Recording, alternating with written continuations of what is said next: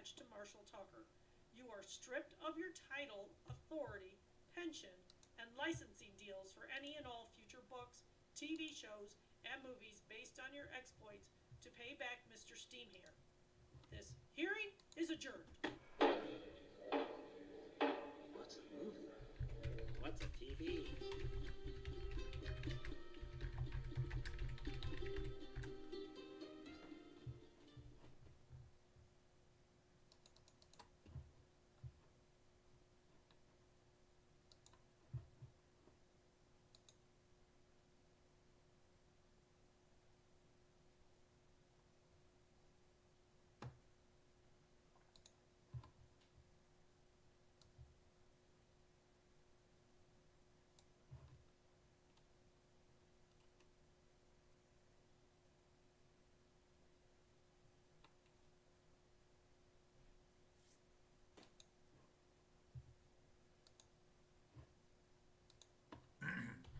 Hi, Chris. How are you?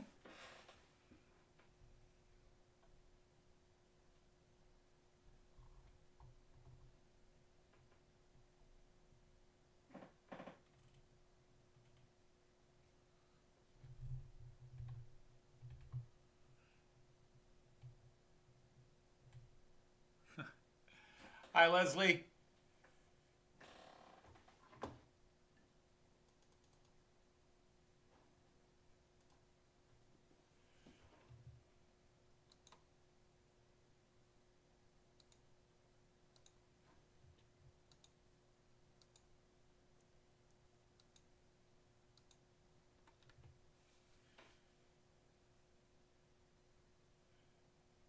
Hi, everybody coming in. Hi, Chris, Leslie, Carl, Joseph, Tom. Nice to have you here, sir. Andrew T. Great to see you. Hey, Ray Central. Thanks for popping in. Thank you, Tim. I've been a little nervous and uptight about it, like I always am, when you put a piece of work you've created out to the public to judge. There's always the worry about how well it'll go over. Well, Ewan, that's a question I would not be able to answer. You need to talk that over with either your doctor or someone else. I would have no clue.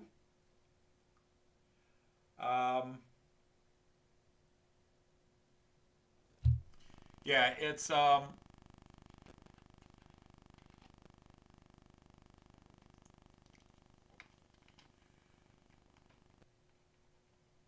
oh, Kai is confused. Sorry, Kai.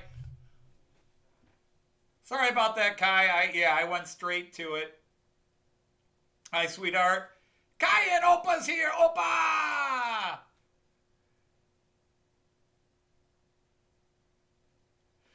Yeah, Joyce enjoyed her part, but Joyce, that was Joyce's voice. Joyce was struggling trying to come up with a voice for the character. It's not how I wanted the character to sound, but Joyce just could not find a voice I was happy with, so I just said, read it in your normal voice. Every time she tried to do a different voice, it turned into Daisy or Lil.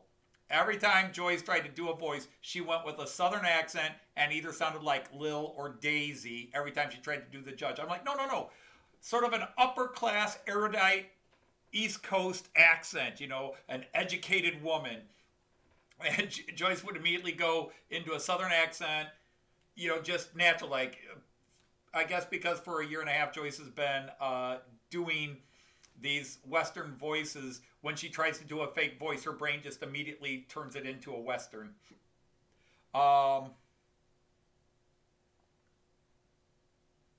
There's always room, Ray. Always room. Yeah, I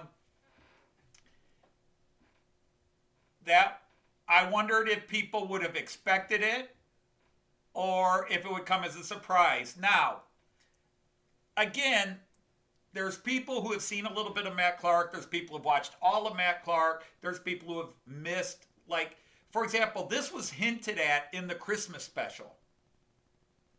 Matt Clarke briefly mentions he got a letter from St. Louis about a hearing regarding the Black Mamba. So you could have looked at that and thought, something might be up, and what would happen? But it was hinted at. Yeah, my camera is fighting with another camera today, so it's just, I really just need to give up and disconnect a couple of cameras. There's just two of them that seem to create conflict, and usually it doesn't affect this one, but today it's affecting this one.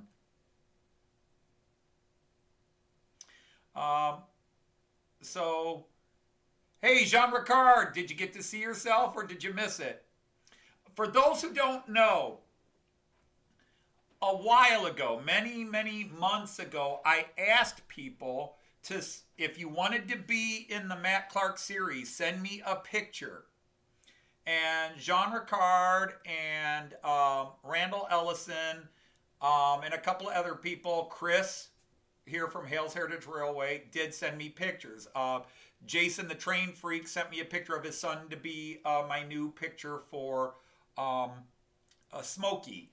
And unfortunately, I had a small disaster with my computer. And usually I load things on multiple computers. But about 3 of the pictures, I lost Roy Eltham's, Randall, and Jason the Train Freak's, Train Freak Jr.'s picture. I lost them. I thought I had them saved on a couple of flash drives because that's usually the first thing I do. I have them saved on multiple computers, and those 3 pictures completely disappeared. But Jean Ricard volunteered, and when he sent me, and Jean Ricard sent me a whole bunch of pictures. Welcome, Wigwag. How are you?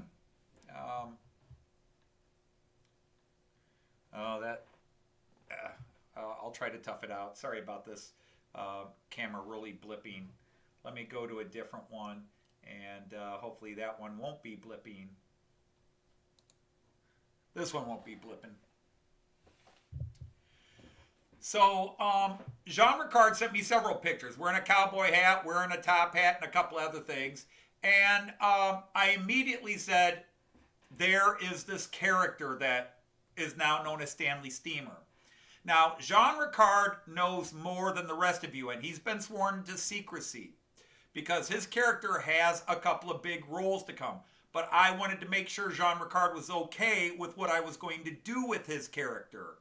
So Jean Ricard happily volunteered to be Stanley Steamer. Now, I don't know how many of you caught the Stanley Steamer joke. Besides the fact that he's a big railroad tycoon and owns everything, in America, there is a carpet cleaning company, a nationwide carpet cleaning company called Stanley Steamer. And so there's a pun on his name that he does all these other things, but he also owns a small carpet cleaning business. Welcome, Wigwag Workshop. So,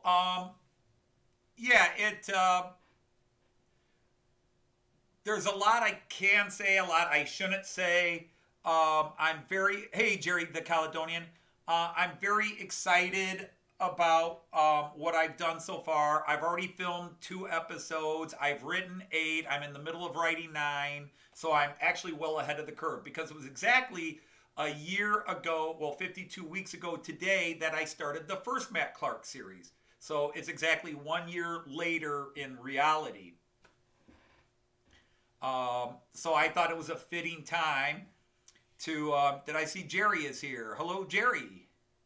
Jerry the Caledonian. I'm sorry, I was thinking the other Jerry. Hey, look, it's one of our friendly little Russian bots. Well, we know what to do with them, don't we? Oh, somebody already nailed them. Okay, people are on top of it. Good. I'm going to go ahead and start some of the trains running. I don't know if I have everybody ready to go, but I think I do. Whoops. Sorry about that. Where'd he go? I'll just take it off. I'm not going to fight to keep that attached, unattached, off attached. Sorry, just one car with a goofy connector, one of these old Roco relics. Or, it's a Roco, I believe. Made in Austria. Yeah, that's a Roco. Anyhow, so no... But if you look very carefully, and I'll try to get the right camera on it. Well, it won't be that one first. I'll do the 11 lane.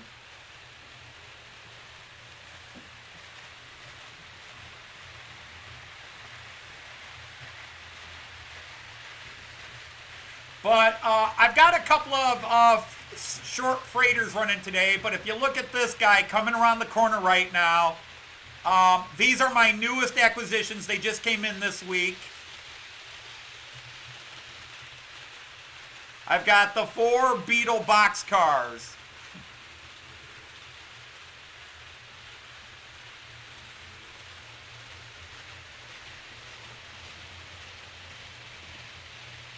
Hey, 156 Andrew, nice to see you.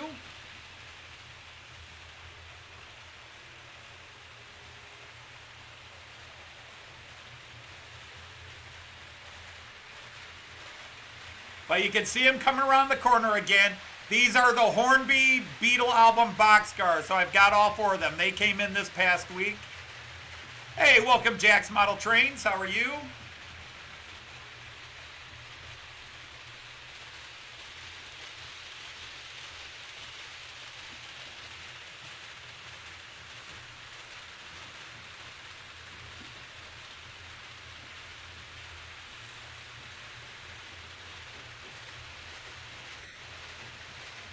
The other big news, and you can tell which 2 cameras are fighting, or 3 cameras, I should say. Yes, I did. I did see that. George, White Wheel, Hardcore, MOH, he emails me, and yeah, he emailed me the minute he saw him and said, Anthony, you got to see this. And so I will be buying the hopper cars. I don't know if I'm going to buy the train, the 73 train. I probably will, but it's not an attractive locomotive. I apologize. The Class 73, the only reason I'd buy it is Beetles, but it's not attractive. It's not a cool-looking train.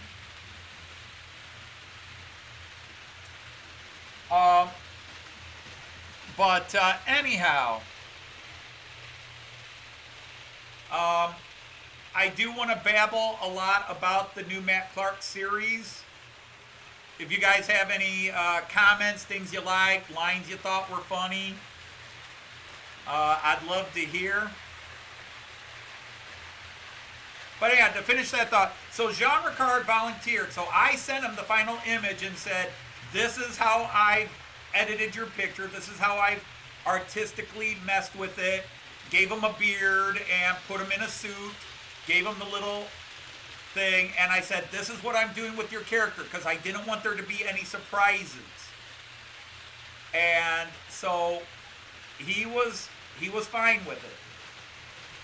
So he does know, not a lot of detail, but he does know there are some things about his character that will be revealed through this series. And so I've got a couple other people. Chris, your character is coming up soon, but I haven't done a final review.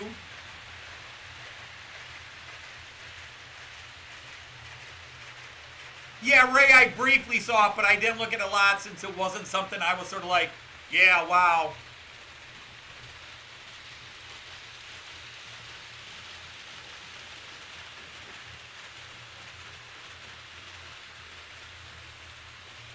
Yeah, it was hard to say what I thought it looked like, other than I thought the locomotive, the 73 locomotives and the cars were just kind of meh, but I'm a Beatles freak, so I'll probably get it and put it with my Eurostar. But, let me see, who's else? There's a few other guys, a few other chat rooms. And by the way, people, it's not too late. If you want to get in and be a character in this, I've got bit parts and characters that won't be revealed for several scenes. And if you want to be one, just send me a picture of, your torso and higher, and I can usually green screen out anything in the background. If you want to do sort of like a mug shot where you have one looking at the camera and one kind of looking sideways, because there are a couple of cases where I could stick your profile on a picture.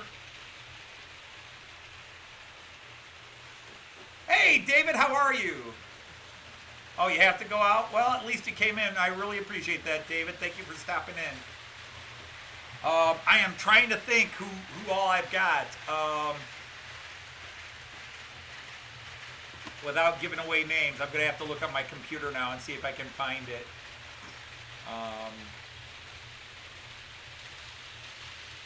Where is the food? Where is the food? There's that. Is it in this one? I don't know. Matt Clarke Series 2. Pictures. Okay, it won't be in here because this is... Yeah, it's on the other computer.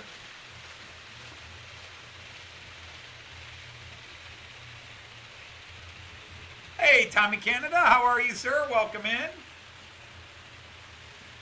But, so, yes, I have about 5 subscribers to the channel that sent me pictures and will be appearing in the new Matt Clarke series. And you saw episode 1, and that was Jean Ricard. So, Jean, if you didn't see it, you have to go back. You appeared in episode 1. The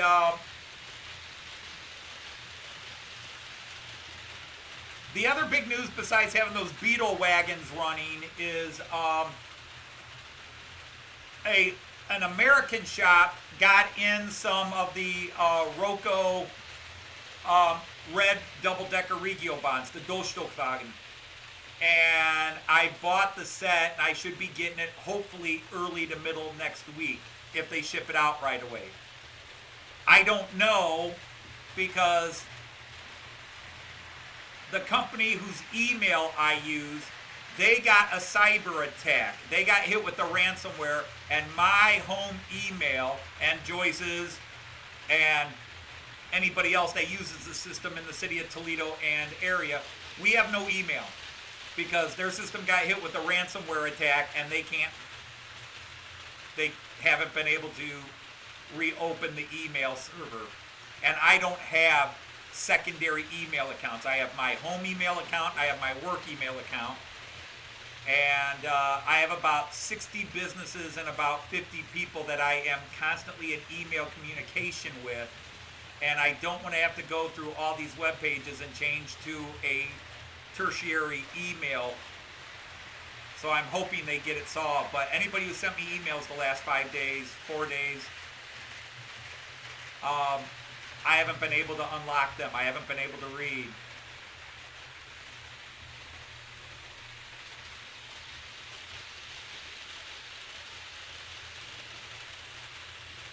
Indeed, if you're soldering, you might want to focus on that.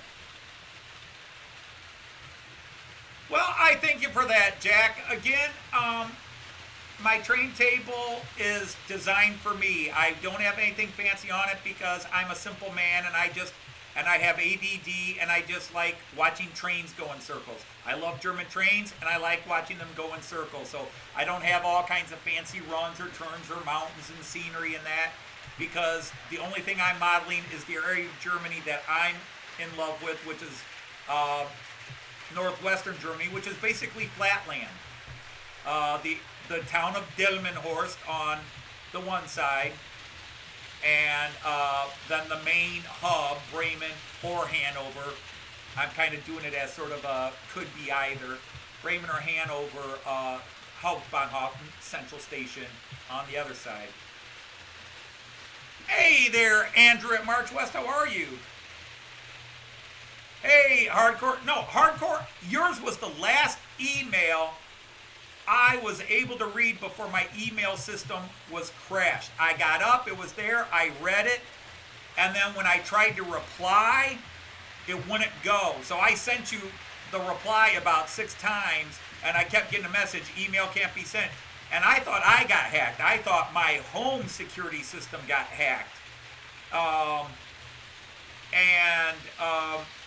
I could not access emails, and I've got a couple of retirement things I have to do, and they sent me the emails, and I can't open the emails. I've got something waiting for me in Germany to pay for, because they actually found the parts to fix my Brava train, the one that came broken at Christmas. They've got the parts, they found the parts, and they want to ship them to me, but I have to pay them, and they do this, you got to pay their bank system. They don't have a PayPal or anything. You've got to pay their bank. Well, my banking system here in the United States won't let me just go in and send money to a foreign bank account. I have to go to my banker, have them do it, have them charge me a $20 fee to transfer money from my account to a foreign bank account. It's bullshit, but unfortunately, in Germany, instead of using PayPal or something like that, you can just send money straight to the company's bank account. In the United States, sometimes you can do that here in the US, but it's always a service that charges you. But to do it internationally, my bank rips me off. I mean, it's 5 minutes of their time, and it doesn't cost them 50 cents to do it, but they charge you $15 because they can charge you $15 to do it.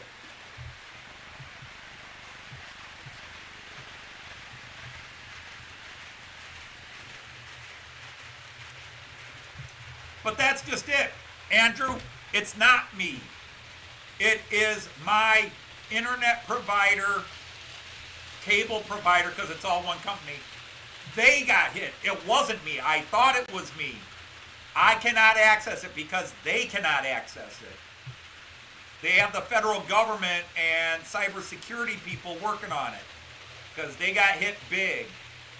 My work servers got hit big last year.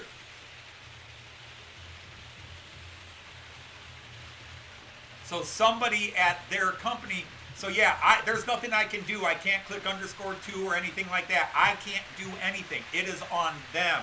I can't access them to do anything. I can't access sent emails. I can't open old emails. I can open the emails, but if they have attachments, I can't open the attachments unless I had already downloaded them.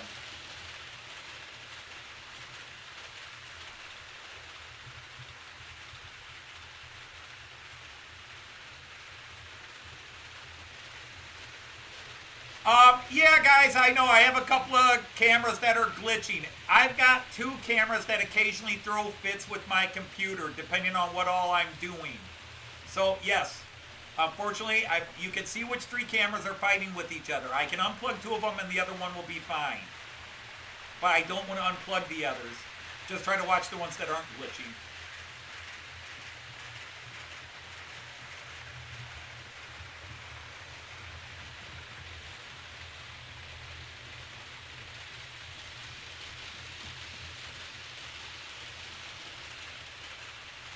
Exactly, Leslie, exactly.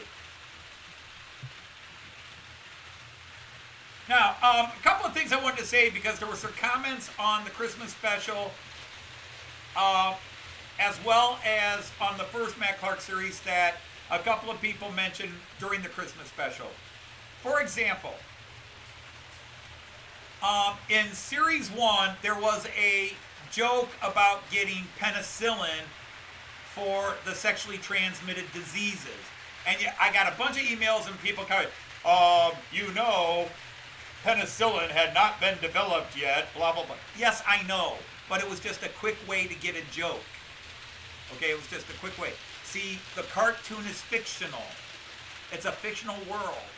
And therefore, the history and the events of our world may exist or may be slightly different.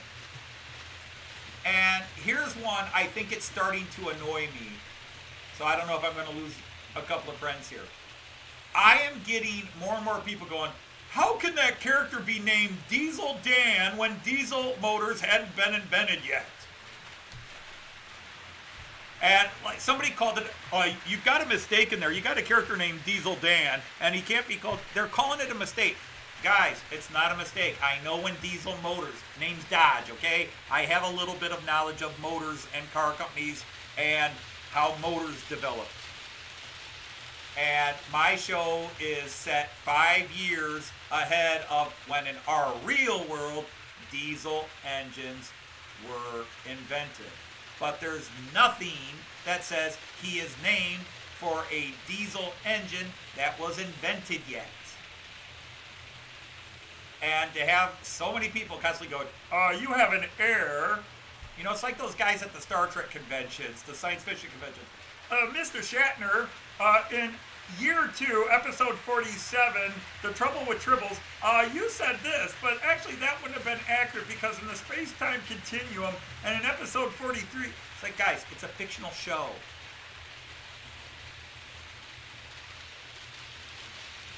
It's fictional. Our reality does not 100% apply.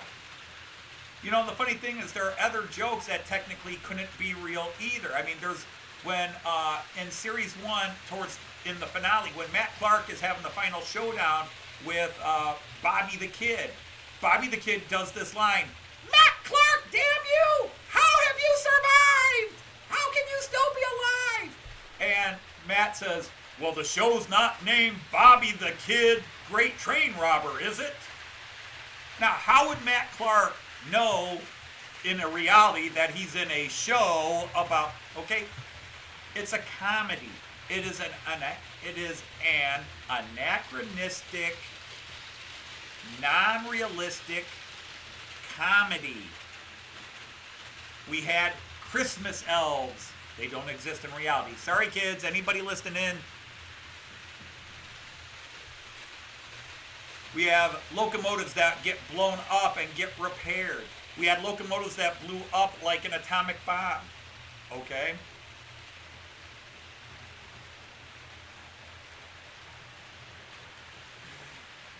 So David had to leave already? All right, David, take care. Yes, yeah.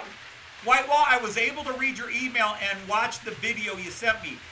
But by the time I watched it and typed in a reply to say thanks, that's really cool, and, you know, mention a couple of things, I couldn't send it. My email was already blocked off. And the problem is I probably have about 80 emails over the last 3 days that are important emails, and not even the 150 junk emails I probably would have had over the last 3 days. But I've got emails from friends, relatives, businesses, sites I order from that are sending me tracking information on stuff, things I've ordered, things I bought, things I've sent back. I've got, you know, stuff for, and so yeah, I am completely without email because I don't have a tertiary account. I have my work email, I have my home email, and my home email is completely inaccessible.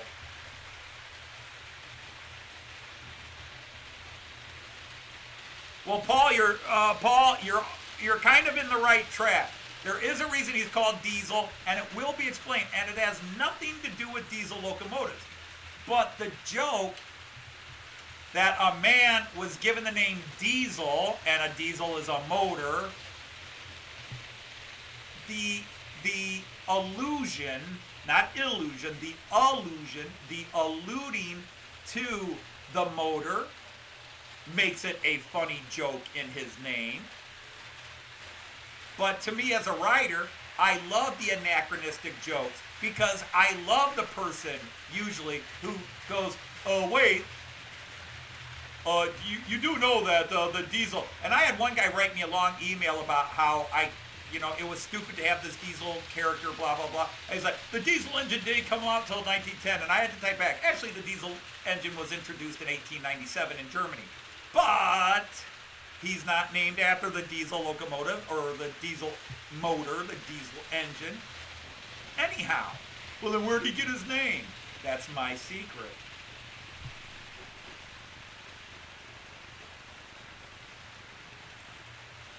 Thank you, Lewis. Yeah, if you didn't catch which ones we're running, we are running the Austrian Railjet. Oh my, that camera has been bumped. I'm going to have to fix that a bit. We are running the Austrian Railjet. I am running 2 of my double-deckers, the Yellow Metronome, which is based in the Hamburg area and goes in and out of Hamburg to some of the Hamburg area, all the way down to Bremen. And I think they do Hanover too. Maybe they just stop at Bremen. And then I've got the white IC2 that just went through the middle. I have the Lint class little DMU unit going there. And then I have 2 freighters. And the one freighter, if you look, has the Hornby British boxcars. The Hornby UK Beetle boxcars.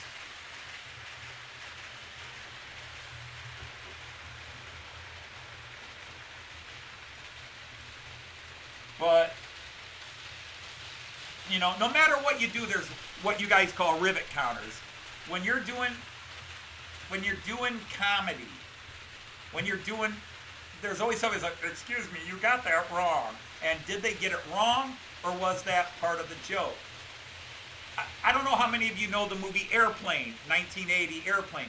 My friends and I were in high school, and we went and saw it, and we loved it, and we laughed. And what I loved and what I miss from doing premieres like this, you know, where people are typing chat, is I love watching a comedy, even if it's one I made, and sitting around with my friends talking about it. What was funny, what they liked, and repeating all the great jokes. Well, when we saw Airplane for the first time, we started repeating all the jokes. And because we were all laughing at different things at different times, there was stuff we each missed, but somebody else caught. For example, you have to be an American. But there is a scene on the plane where there are two black gentlemen, two African Americans, sitting on the plane, and they're speaking slang. They're speaking jive, as it was called. Yo, man, come here, sleep on the panel, huh? You dig? What? And the poor stewardess doesn't understand. She's like, what? And this elderly white woman gets up and says, excuse me, ma'am, I speak jive. Now, the joke there alone is funny. Once she starts talking to the guy, just ain't loose blood. She's going to catch you up on the med side. You know, and it's funny enough that it is this white elderly woman who suddenly speaks street slang. But there's a deeper joke to it because who that woman was. The woman who did that was the most white bread, squarest, completely unhip woman to ever grace American TV. She was June Cleaver from the old 1950s show, Leave It to Beaver. She was the goody two-shoes, perfect, white Eisenhower conservative America mother. You couldn't have picked a better opposite to step up and start speaking slang. It was funny enough that it was an elderly white woman speaking jive. But who that woman was in reality made it funnier.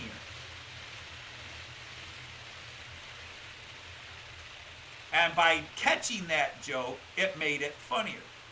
Now, one of the other things, like the first time I saw it, we're all laughing and doing these scenes. Do you know who that woman was? That was June Cleaver. Oh, wow, you know, that was funny. But there's another scene. My friend Mark said, did you catch the airplane? Did you catch the airplane? I was like, well, I caught the joke that it looked like a big Tylenol, white with a red stripe. Okay, I get it. He's like, no. Did you listen to it? I'm like, no, I was too busy laughing at something. He says, the airplane is a jet. I'm like, yeah, I know it's a jet. He says, but it's a prop. What? Every time they showed the plane, they were using propeller sounds. It's a jet airplane, but they were playing propeller sounds. And, oh my God. We started laughing. So the next time we went and saw it, we were hearing the propeller sounds with the jet. We start laughing again. But I'm sure there's some guy going, excuse me, that wasn't a jet engine sound they were playing. Why were they playing a propeller? Because that's the joke. So when I get somebody going, you made a mistake, diesel engines hadn't been... You do realize you're watching a comedy. Hey, Kieran, how are you? No, the nun didn't speak jive. The nun did not speak jive. It was an elderly white woman who spoke jive. The nun played the song. Or, I'm sorry, she didn't play the song. The stewardess played the song. The nun was seen reading the magazine Boy's Life, and then they flipped to the boy reading Nun's Life. The nun had another scene where she gets asked by the stewardess can she use the guitar, and then there's a scene where the woman's panicking and the nun's in line ready to deck the woman. No, it was an elderly woman that spoke jive. Google it. YouTube it. I know that movie inside out. That is one of the movies that inspired my comedy. There are 3 specific comedies that I can tell you right now. Well, all right, I'll go 4.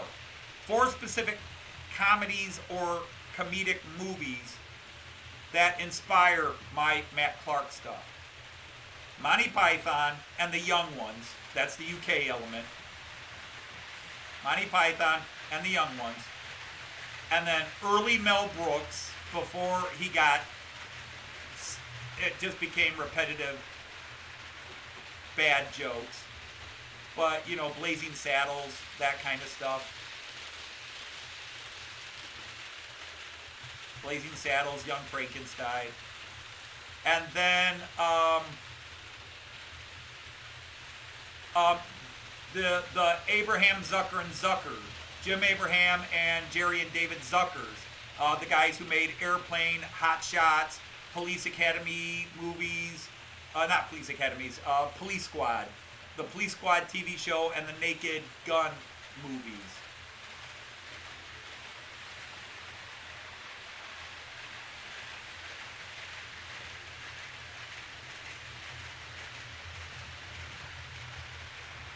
So those are probably the biggest influence when I try to do something like the Matt Clarke series. Not that I'm trying to do like, how would Monty Python do that?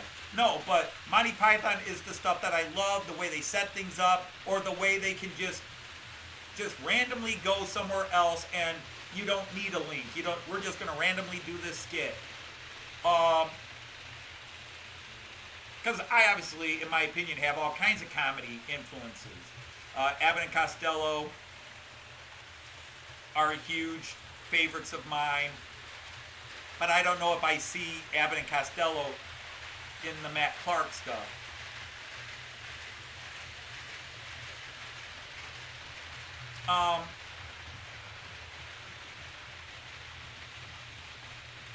Kieran, I thought we stopped deleting your messages.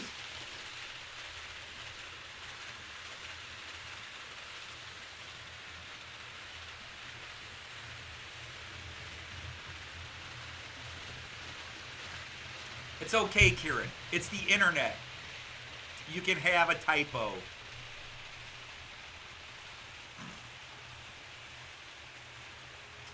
And so I have a lot of encoding overloaded. Why is encoding overloaded?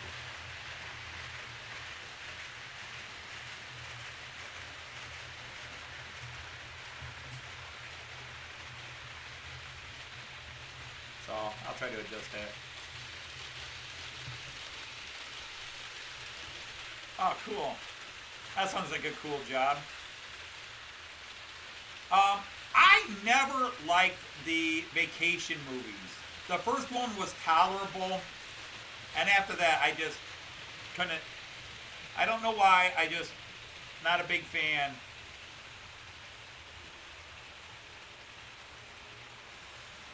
Well, greetings, Stefan. And please, people, don't delete because of the name. He's approved, he's knighted, we're all good. Hello, Stefan. Oh, God, what size would I recommend? I hate to say it, but I use everything on my layout depending on what I have around. I go everywhere from 12 gauge wire to 22 gauge wire.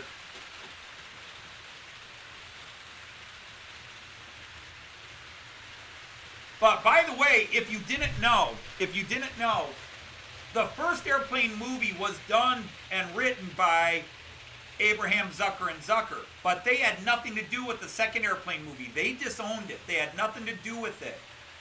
And it's not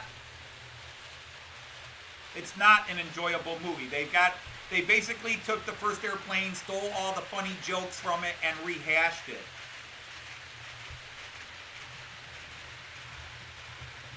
Hey, Artie, how are you? Nice to see you.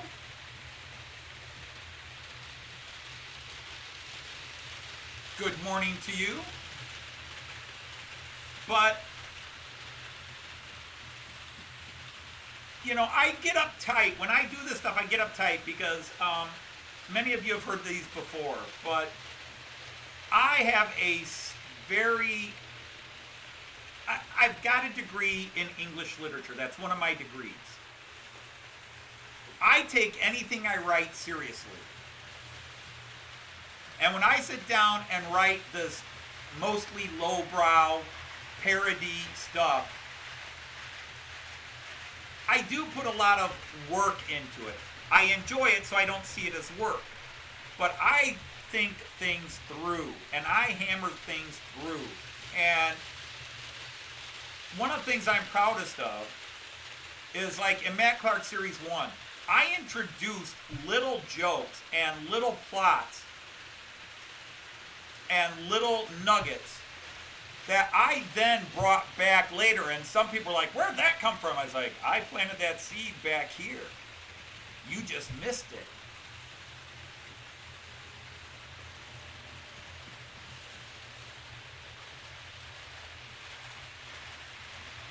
Life of Brian is a great movie. And Paul, this is going to sound like I agree with you and disagree with you at the same time. I think Holy Grail is funnier than Life of Brian, but I think Life of Brian is a better movie. I love Holy Grail and Life of Brian. I think there's something about Holy Grail to me that's funnier, and I think Life of Brian's hysterical. But Life of Brian is a better written movie, a better flowing movie. It's a better made movie.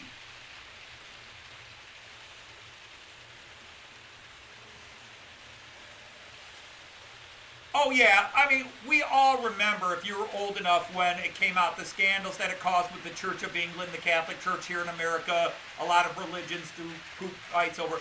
I love that, where John Cleese and Michael Palin got into it with the Archbishop of Wessex or whatever it was, the Anglican guy, on the BBC interview where they really got into it with each other. He's not the Messiah, he's just a naughty, naughty boy. Yes, we are all individuals. Yes, we must all think for ourselves. Excuse me, ma'am, if you don't mind me asking, if it's not too personal, are you a virgin? Am I a virgin? How much more personal can it get? Ah! Yep, she's a virgin.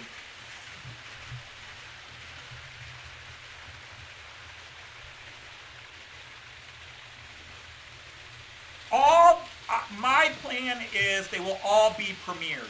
I am going to do them as premieres right before I do the live stream. I've been debating doing them as premieres on the weekend, where I can set them at a time where the Americans are awake, the Aussies are awake, and the people in Europe are awake, where it's a time convenient for everybody. But for the next 3 or 4, it's going to be as a premiere right before. Because the last few songs I tried to put on, because I've overloaded my CPU. My CPU does not like all the cameras. So I'm going to have to either break down and get a better CPU in my computer, or I'm going to have to get rid of a couple of cameras, and I really don't want to get rid of cameras. I put so much work in getting all 10 to work. Hi, Michael McCarville, welcome in. But, so, yeah. The thing is, and I'm just babbling about my Matt Clarke premiere, so if you didn't see it, you didn't see it. When you do a sequel, there are multiple paths of danger, and I can cite examples of all of them. One dangerous path when you do a sequel is you take all the same jokes and just bring them back. You just, hey, everybody thought this was funny, and you beat it into the ground. You don't change anything. If it's not broke, don't fix it. Keep doing the Donna Lott jokes. Keep doing the aw poop, it's all a bunch of horse poop, aw shucks. Hey, James at Boulder Creek, welcome in.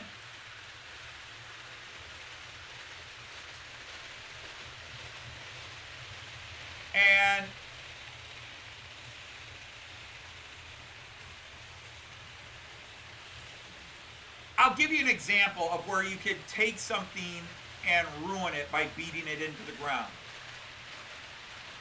I don't know, most of my people here are European, continental, or on the islands, the UK. I think you got to be over 50. I think you got to be over 50, maybe even 55. But in the mid-1970s in America, there was a comedian named Raymond Johnson. I'm going to just shut these down just for a second to talk about this a bit. There was a comedian in the 1950s named Raymond Johnson. And Raymond Johnson was a struggling comedian. He was a background player on some TV shows, variety shows, and everything else. Well, I forget if it was the Sonny and Cher show, you know, the Sonny and Cher comedy hour, whatever it was originally called. But he came up with a routine. And in the routine, he would be wearing, it started off, he was wearing this late 1940s zoot suit with the big wide brim hat and the broad-shouldered suit coat and that, a zoot suit. Google it, Z-O-O-T-S-U-I-T, a zoot suit. Anyhow, he came up with this routine, and somebody would say, "You're next, Mr. Johnson," and he would then turn around with a big cigar in his mouth and go, "My name is Raymond J. Johnson Jr. You can call me Ray, or you can call me Ray J, or you can call me Ray J J, or you can call me Ray J Johnson Jr., or you can call..." And he would go on for what seemed like forever with all these variations of his name, and then he'd finally wind it up, "But you doesn't have to call me Johnson." Well, within 6 months, he was on every stupid commercial, TV show, everybody else. Somebody would say, "Mr. Johnson," and all of a sudden he'd turn around. And then they said, "Hey, let's get him out of the zoot suit." And he'd be sitting there like a doctor, "Could you come in, Dr. Johnson?" "Well, my name is Raymond J." And we all laughed at it. It was funny. But it went on for 2 years. And the guy never developed another shtick. People were writing him checks. He was taking the check and cashing it. And he rode this comedy bit until nobody wanted the guy around. We all laughed and thought it was hysterical until one day we all said, "Oh my God, I'm sick of it." And then his career was over. And now he appears at Branson, Missouri every now and then, and he rehashes it, and now all the 55-year-olds to 80-year-olds laugh at it again and go, "Oh, I remember when that was so funny." But they're not getting it 24/7, 365. So I don't know if anybody here remembers Raymond J. Johnson Jr., that bit. But he beat it into the ground. Gallagher with the Sledge-O-Matic, he beat that into the ground. Now, he made it last for years, but the average person got sick of it within a year or two. So one of the dangers with a comedy is to just, we're going to redo it again. That happened with the Airplane movie. Now, Abraham, Zucker, and Zucker had nothing to do with the second Airplane movie. So the people who wrote it, all they did was go back to the first movie, steal all the jokes, and try to write jokes that were like it, similar, and do it. Well, some people laughed at it, but everybody said it was nowhere near as funny and good as the first one. And a lot of people, and the Zuckers had to come out and say, "It wasn't us. We didn't do it. We were doing the TV show called Police Squad," which only did 6 episodes, but was the germ for what became the Naked Gun movies. Now, the opposite side of that, the opposite side of comedy, is you feel you got to do something totally, or not even comedy, anything, a sequel. The opposite side of the sequel is you feel the need to completely change it.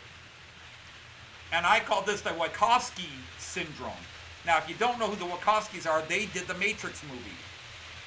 And they did this movie, and they thought they had some cool stuff in it. They thought it might do well in the theaters. But when it got released, and the critics loved it, and talked about all the deep messages behind it, how great it was, and what an amazing social commentary and insight into what is real, what is our perception of reality, all this psychological drama, on top of a wild action movie that had some new special effects not seen before. Well, a sequel has to be made. And their attitude was, "Well, we got to do a sequel. Watch how we change it. You thought you knew it? We're going to completely change it." And they created this convoluted thing that threw out everything that the first story seemed to introduce and went in a totally different direction because they wanted to show, you thought we were clever in the first movie, look how clever we are. So when you're doing a sequel, even if it's a silly little comic strip serial on a small YouTube channel, if you are an intelligent writer, and I consider myself an intelligent writer, you gotta watch those two demons. You gotta watch the demon of wanting to just reuse everything, but also of getting caught up in how clever you think you are and say, watch what I do now. Because in reality and in fictional writing,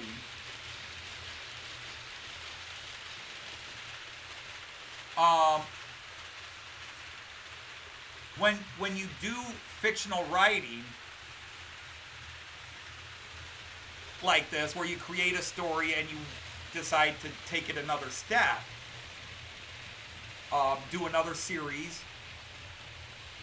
too often, especially critics, want to see change. They want to see this character has become this new person. And reality is, we don't. We don't have drastic epiphanies of where we become somebody different. Completely different.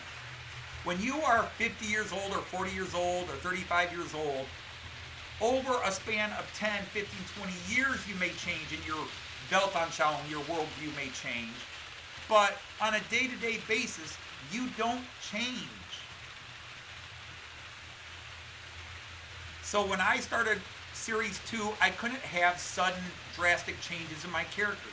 Now, because Smokey is little events can create a more drastic change in a young person. But Matt Clarke can't suddenly become something else. Daisy and Silas Sumbish can't suddenly become something else. And you certainly can't lock them in to one little aspect of their personality. You have to give them their full personality. You can reveal more sides of their personality, but you can't completely change it. You can't make them a totally different character.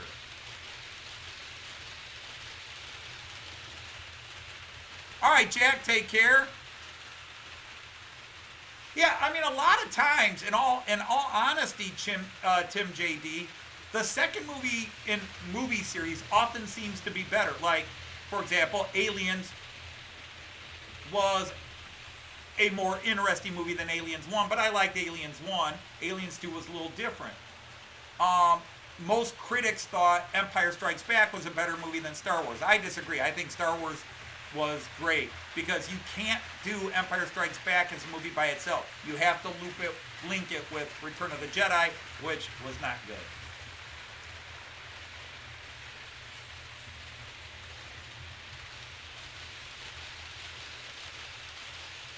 Artie, I will disagree with you on that. I think people are more open-minded now. But our problem, Artie, and this leads to something else I want to talk about, our problem is there's stuff we found funny back 40 years ago. And we say, you could never do that on TV today. Well, yeah, but go back and look at it. We make a lot of jokes we don't think are offensive. And we get upset that somebody else is offended. But the fact is, it is offensive. It's not that we're more sensitive, it is that finally some people are like, you know, you've been making these stereotype jokes of me or my people for so long, and we're kind of sick of it.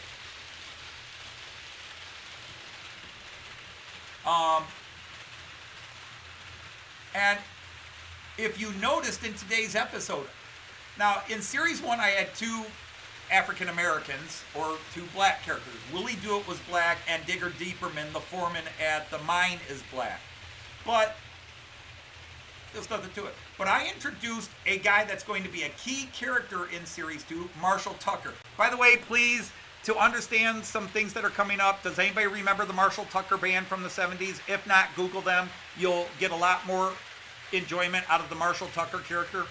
But anyhow, Marshall Tucker is a black character. But I'm not going to do some racial stereotype joke on that. That's not funny to me. There are some people who find racial stereotype jokes funny.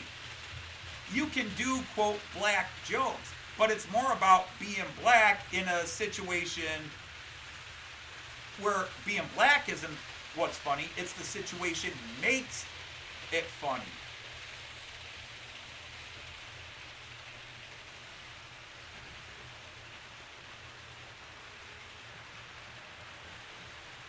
But I had to create a voice for Marshall Tucker.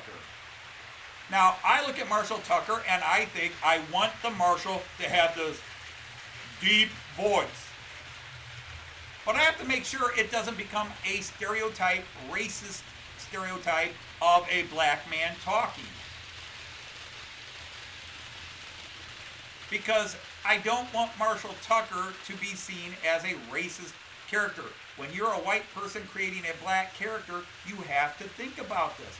Is my character just funny, or is what I'm finding funny about my character based on a negative racial bit? And some of you can get offended by that, but I'm sorry. I mean, the problem is we are more open-minded. We're more considerate of other people's points of views. Okay? I mean, now, some of the worst black jokes I've been told by black people. Some of the worst Jewish jokes are from Jewish. In fact, some of my worst stereotypes of Jewish people are from Jewish comedians promoting those stereotypes. And I'm wise enough to realize it's a stereotype, but I would never play on those stereotypes to get a laugh. Some people will find them funny. Gay jokes. I don't find gay jokes funny. I can find a situation with a gay character funny.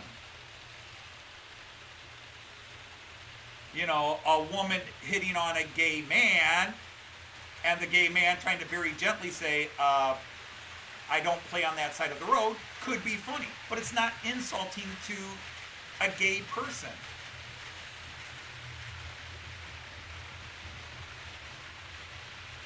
Hey, Roy E., how are you? Hi there. Hey, Darcy, nice to have you here. Hope you're feeling pretty good. Vinny, how are you? By the way, and Ian at Lehigh, nice to have you here. But, you know, for example,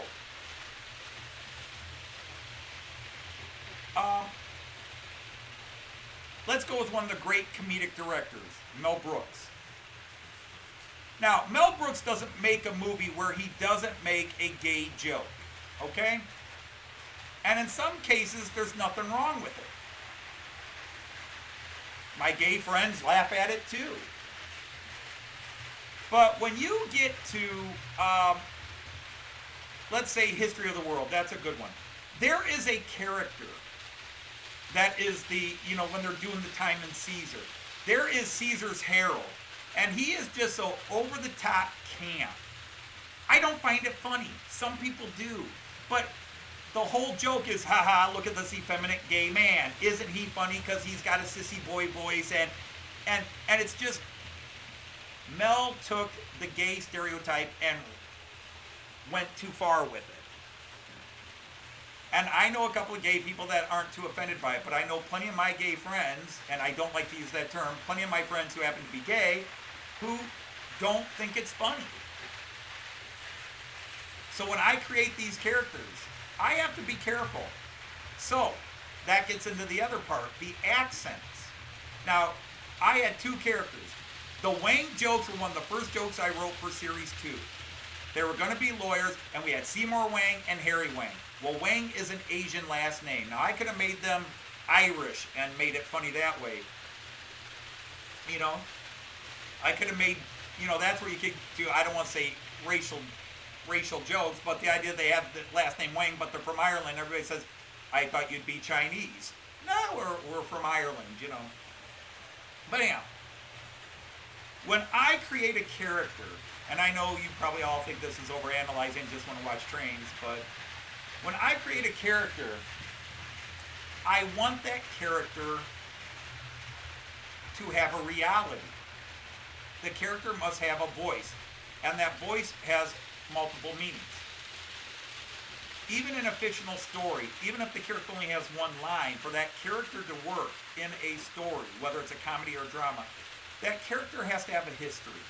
even if it never comes through in the story, that character came from somewhere, grew up a certain way, has had certain experience that make that character who they are. And then the situation affects that as well. And so when I create two Southeast Asian characters, whether they're Chinese, Korean, Vietnamese,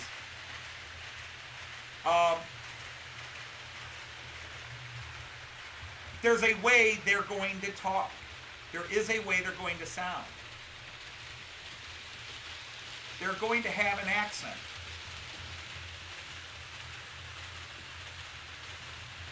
Fortunately, I have a degree in linguistics, so I can usually work out an accent. But what I have to avoid doing is doing all the stereotype accents, like the Benny Hill invert the L and the R jokes that you saw for 50 years in movies and TV. I'm sorry, you may find that funny, and I love Benny Hill, but that stuff wasn't funny to me, even as a little kid in the 70s. The Benny Hill Asian accent stuff. You know, now some of the names, like One Hung Lo, this is the Chinese fighter One Hung Lo, that was funny. But very pleased to meet you. To me, that just never worked.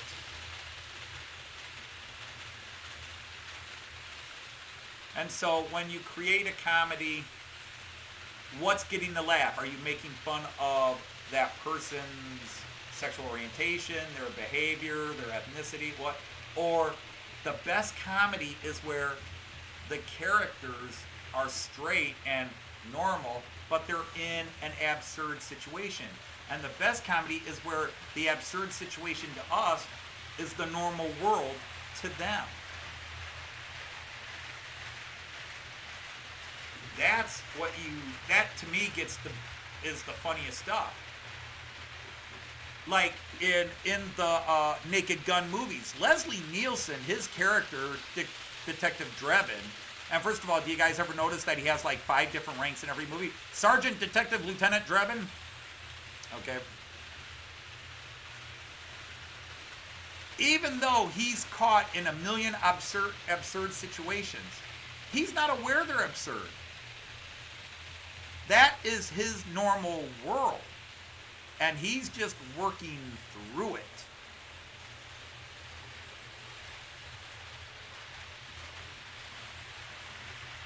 Now, the flip side of that is to have the one character who occasionally lets the audience know, I think this world's absurd too. You know, it's not necessarily the straight man. Because I love breaking the fourth wall.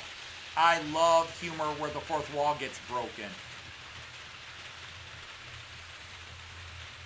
If you don't know what the fourth wall getting broken, let me know. I'll explain it. Otherwise, I'll just assume you guys all know what I'm saying when we talk about breaking the fourth wall. I love that. I love comedy where it doesn't do it all the time, but just out of the blue, you know, the character turns around to the audience and acknowledges that they're aware there's an audience. I did that with Matt Clarke in Series 1, again, where he's fighting Bobby the Kid. Well, this show isn't called Bobby the Kid, is it? You know.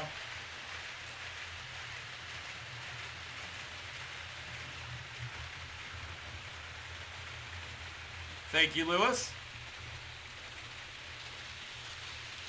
And so, to me, that is the real joy in comedy. Now, again, to the average observer, you know, if you tune into a little bit of Matt Clarke, it's all a bunch of sexual innuendo puns, but watch it again. There's a lot of deeper jokes. There are jokes that I keep waiting, and every now and then somebody will send me an email or mention it on the feed, and I'll be like, yeah, somebody got that one. I make obscure references to certain movies or TV shows or books.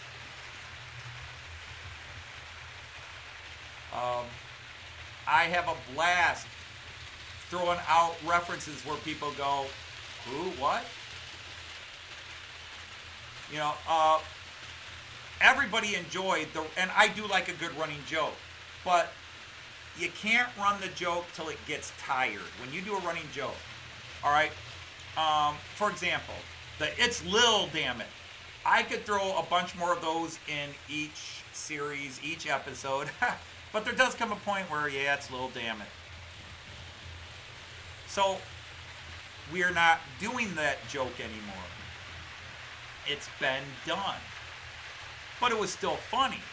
So what we've done, I don't know if you guys have caught it in the Christmas special, we have a new way of telling that joke.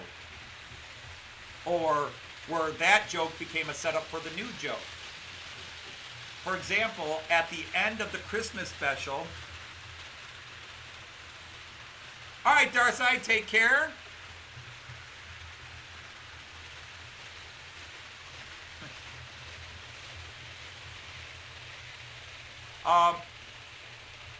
But for the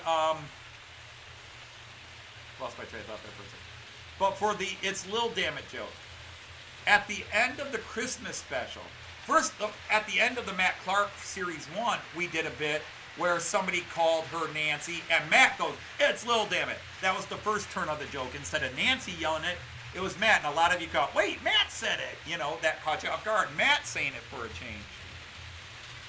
And then in the Christmas special, while they were doing a live show, while Rusty Twanger and Lil are singing, we did have one callback where Joey Bill is practicing, you know, having them practice, and he goes, "All right, Nancy," and she goes, "It's Lil, damn it." Okay, so we called the joke back. But then at the end of the show, when they have the live show, and Rusty Twanger and her are going to do the duet, when they're bowing and saying goodnight, everybody, there's a scene where, if you're listening, a guy in the audience says, "Whatever happened to Nancy? Who's this Lil? Whatever happened to Nancy?" And we'll have similar jokes to that coming up. Hey, Dwight Curley, how are you?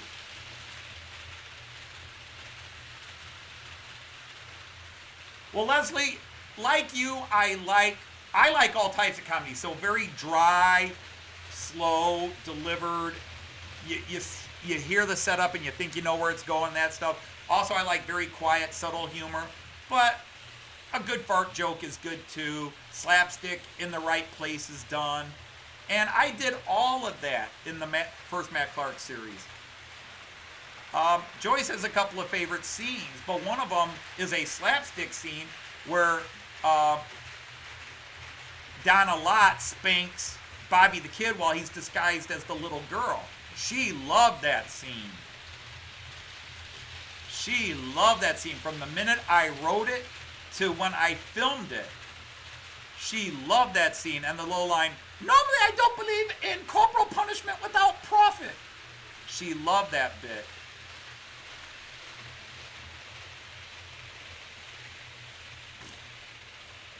Because it's got a lot of bark.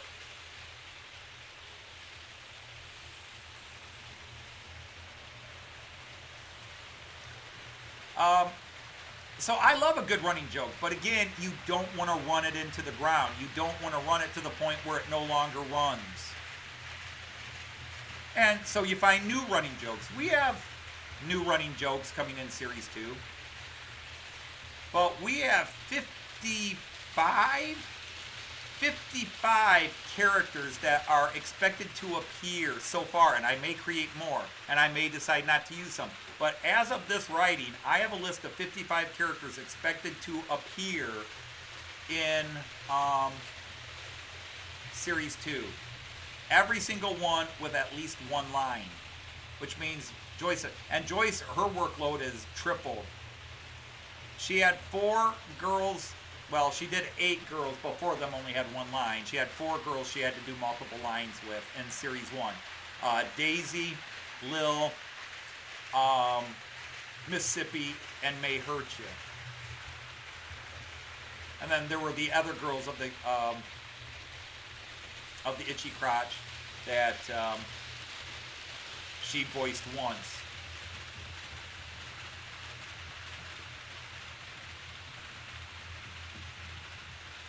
All right, Vinny, thanks for stopping by. Hey, Hey, Simon. How are you, Simon? Great to have you here, man. Hope you're well.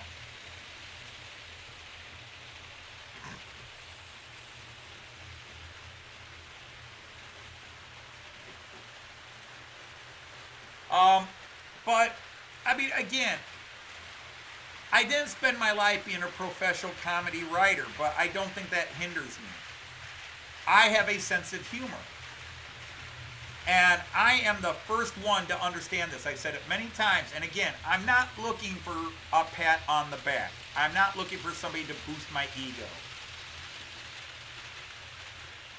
I would not put this Matt Clarke stuff out there if I didn't think it was funny and good. Now, whether you all find it good or not, I don't know. But I am not embarrassed by it. And I think it's well done. And I also know when I write crap, because you're seeing the final product after I fixed it and said, oh, I didn't like how that worked. I'm going to rewrite it and redo it. But let's face a reality that I face all the time. I have 1,075 subscribers right now. I looked it up so I could give this number.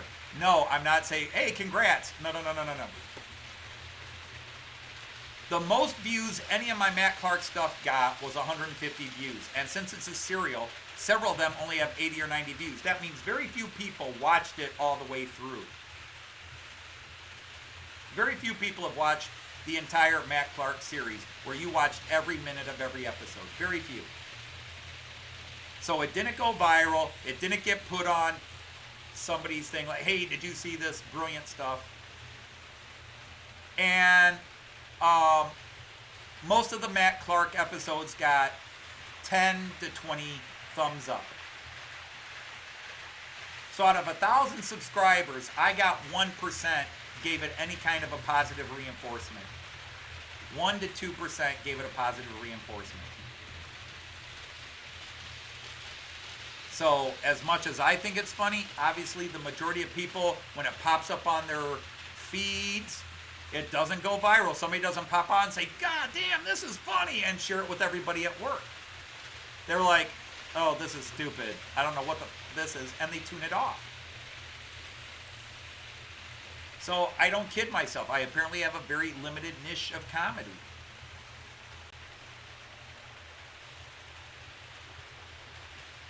Did you wash your face in the basin? I have a healthy respect for comedy. I also have a very strong opinion on what I think is funny and what's not funny. And sometimes I'm heretical. There are comedians that other people love, and I can't stand them. I don't find them funny. I never found Jerry Lewis funny. I know he is a genius in terms of things he invented for the movie industry. He invented all sorts of tricks with cameras and tools for cameras. But I never found his character in any of his movies funny. If I want a duo, give me Abbott and Costello. Abbott and Costello are a million times more fun and funnier than Martin and Lewis. And when Martin and Lewis had their 10-year run, everybody said they were the greatest of all time. But I'll take Abbott and Costello. I'm also not a big Laurel and Hardy fan. There's a lot of stuff they do that I think it's clever, but it's like Elvis Presley. I respect Elvis Presley's talent, but I'm not a big Elvis Presley fan in music. And I know there wouldn't be a Beatles without Elvis. I'm aware of that. I respect his influence and everything else, but at the same time, I don't have a deep respect for Elvis other than the influence he had in rock and roll. Because A, he didn't write his own songs. I love Carl Perkins more than I like Elvis Presley. Lieber and Stoller and those guys, they made Elvis. Elvis was the nice front to it, but the guys who wrote those songs are the guys I like.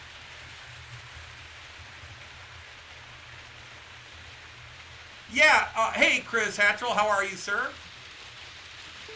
I mean, it's YouTube, but it's the world. You know, I obviously have a limited niche comedy. And again, if 5 of you like it and you watch the... But again, here's an example. I announced 2 weeks ago it was coming back. I posted last week on my YouTube channel, Matt Clarke premiering. How many people did we have at the premiere? 18. There were 18 people like, okay, I want to be there for this. Now, obviously, some people had to work, some people, there's that. But again, I just call those numbers sobering. So if I get too cocky, all I do is look at the numbers and go, but I still think it's funny. I just might be one of 20 people on the planet Earth who think it's funny. But I'm still going to do it because I enjoy it. It wraps all my hobbies and interests together. I love writing, I love comedy, and I'm into trains. So if I can combine all three into a joke song or a Matt Clarke bit, it's all good.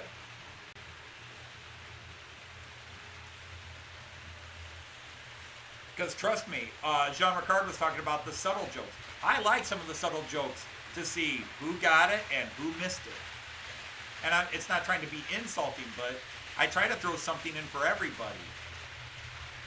But I do play to the lowest common denominator. I play to our sexual humor and bad puns and dad jokes. I love Rowan Atkinson. Rowan Atkinson as Old Toby is one of the greatest 5 to 10 minute stand-up bits ever. Rowan Atkinson, when he does the double Old Toby, that's one of the funniest 5-minute stand-up bits ever. And Rowan Atkinson is a meticulous writer. And here's a little bit some of you didn't know.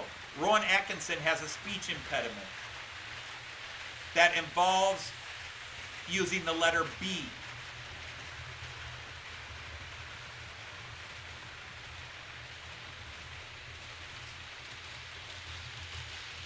And if you go back to Black Adder Series 3, the man, the Catherine, I think her name was, who disguises herself as Bob, and they fall in love, and Black Adder has to accept, well, he's in love with Bob, so apparently I'm gay. They wrote that name on purpose to play on his problems with the letter B. That's why whenever he does that, he has to go through a training that he had to do to pronounce the letter B. So he's like, I want to talk to you, Bob. Bob, Bob, he says it like that, Bob. But he suffered through that because the way he delivered the name was funny.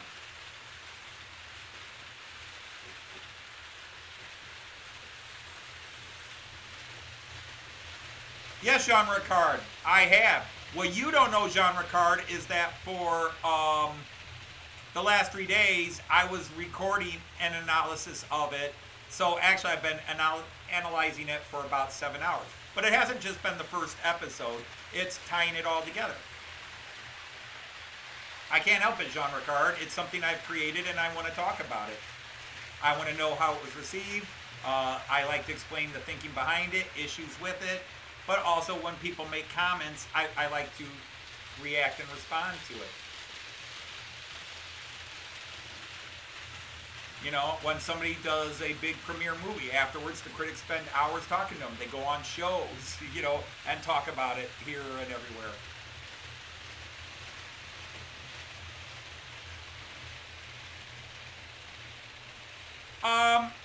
That's more or less true, George. That's more or less true. A comedian's only as good as his writer. But at the same time,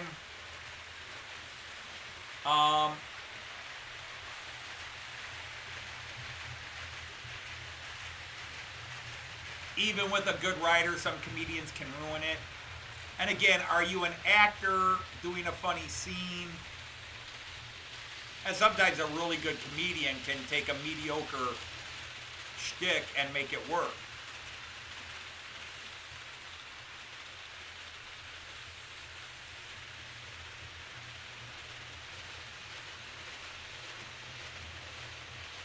I have seen every Rowan Atkinson bit from his TV shows. What was it? Not necessarily the 9 o'clock news. All his early stuff. All his Blackadder, even the little specials he did. I've seen all those. I've got them all. His stand-up routines. Eddie Izzard and Rowan Atkinson are two of my favorite. Billy Connolly is another. My favorite stand-up UK comedians. By the way, if you join the stream and you're hanging out, the only new stuff that you might be seeing today is if you look, let's see, it's coming around right now, so quick, let's get to it, the 11-lane view. Hopefully this guy will be out of the way. I'm actually running 2 freighters for you guys today. No, that guy's got to get it. I am running 4 Beetle boxcars. I've got 4 Beetle boxcars. And yes, I did see Hornby's releasing 4 more plus another train.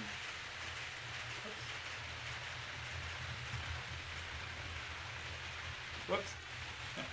I'm bouncing around.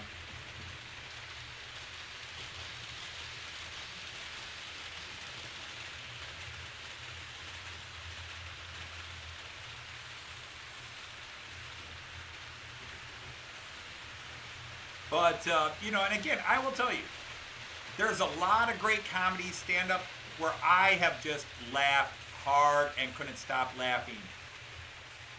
But I've written some things where I've laughed just as hard. So I've laughed just as hard at some of the things I've written myself as I did at the works of other people. But as I was saying at the beginning of this live stream, this is something I miss from my days in high school or when my friend Dean was alive, where we could watch a comedy TV show, something like that, and we could sit and talk about it and analyze it for hours. Or we would sit and reminisce old TV shows that were comedies. Anything from WKRP in Cincinnati to MASH to stuff from the 60s or the 50s. And just laugh and recite all the lines and just go on and on.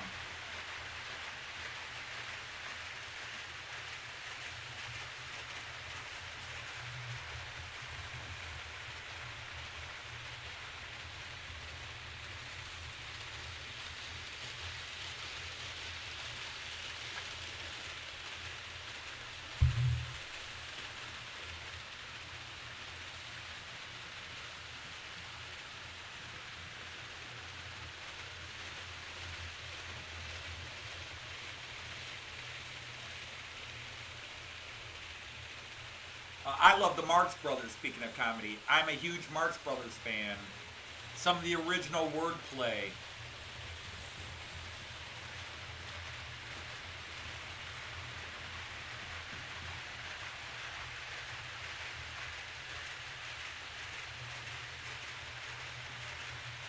Jean-Ricard, I am the hardest critic. I am the hardest critic of my job as a teacher. I am the hardest critic of myself as a writer because,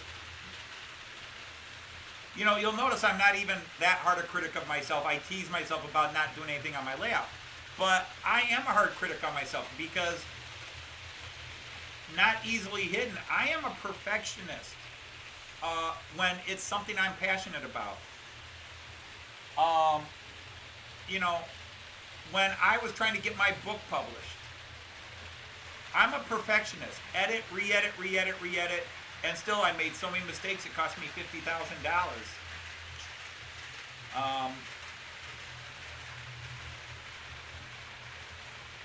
And again, to some people on YouTube, it's like, dude, you put up a stupid cartoon on YouTube, it's no big deal. But to me, it's weeks and weeks of work. It is something I take very seriously, and I want it to do well. I want people to laugh at it, talk about it, and I like to analyze it to see where it goes. But there are things I'm always uptight, nervous about. Hark, I hear the little lady. All right, Paul, take care.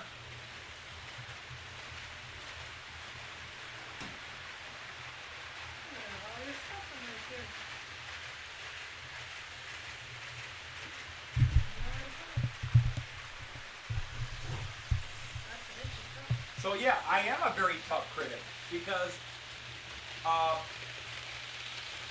I would hope that most of you, in the things you love, push yourself and try to. I mean, if you're a computer code and script writer, how many hours do you spend making sure you didn't screw up one of the codes? All right, Andrew T, take care. Hi, everybody. Slide over a bit. Yeah, this is saying that my encoding is overloaded. I've got too much stuff on it. Mediator. Do we need a mediator?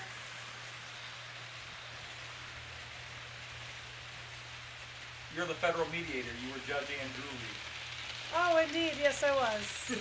She didn't catch the. Yeah, gotcha. Yeah, very terrible too. I know. Totally bought out. Because see, here's the thing. And again, I don't know if Jean Ricard went back and saw it yet, or if he saw it. I showed this to my daughter and son-in-law and Joyce. And after it was done, my daughter hadn't really laughed. And I looked at her, I was like, Lynn, was it funny? And she's like, yeah. I said, well, you didn't laugh very much. She says, I hate that character. Poor Jean-Paul. Sorry, Jean Ricard. She didn't like her character. Yeah, sorry. She also didn't like the judge. She had such a strong negative reaction to the judge and to Stanley Steamer. She couldn't laugh. So I'm like, yeah, it really made him worry about it. But it's because we all love Matt, and it was such a bad thing to happen to him. So anyway, don't forget to hit the like button, y'all. we never had a big crowd today. Okay. Never had a big crowd. I think at the most we had 19 during the premiere. Okay. And then the highest I seen this was 24. Yeah, all right. I may have missed higher, but. Yeah,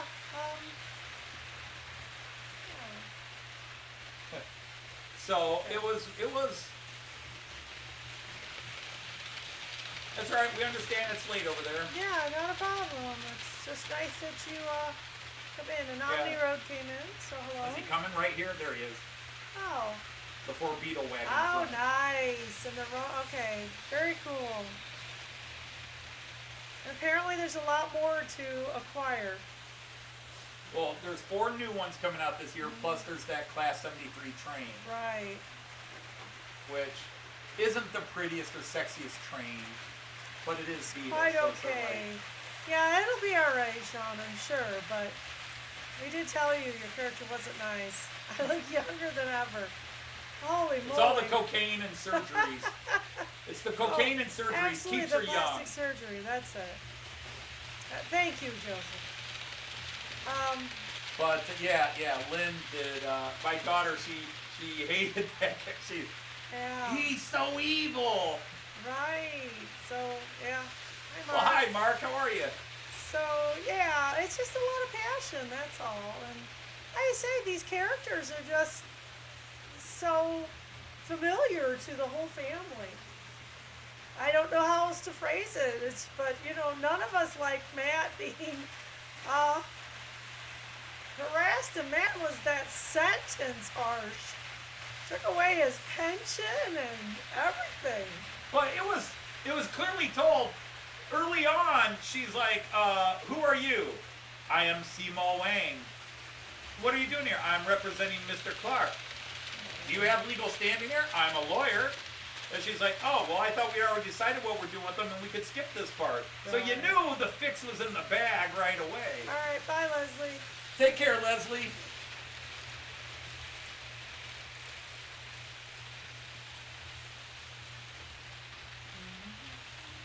And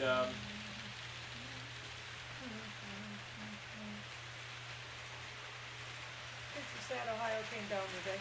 Say what? The kids were sad Ohio came down today. Ohio came down? I put Ohio on my floor. Oh. And so I had Right. I remember that. Oh, my God. I had my homeroom take it down, and because they were watching me, and it's, oh, fine, you do it. Okay. I always loved that lesson where you did the little Yeah. outline of Ohio. Right. Yeah, I swear I haven't done it in 20 years.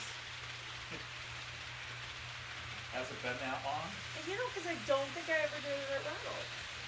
Oh, I remember you doing it at Reynolds. See, I don't. Yeah. Okay. Right. Your parents must have hated you. Your parents must have hated you. So let me see. You're Seymour Wang and you're Harry Wang. Yes, but what's that? Your parents must have hated you.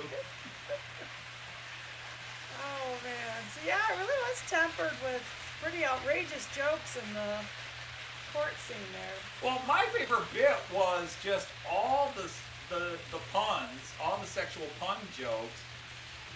And then she's like, that's enough! That's enough! No more! And then there's that one last one, where it blows up Nellie's Pass.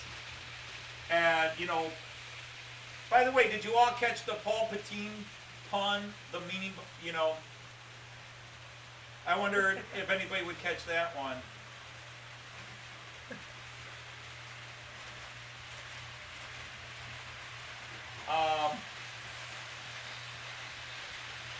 He wants to be a senator, so someday he'll be Senator Paul Patine. Paul Patine, yeah. But I love that. But he gets up and he's like, Your Honor, I request permission to chortle heavily at that last pun.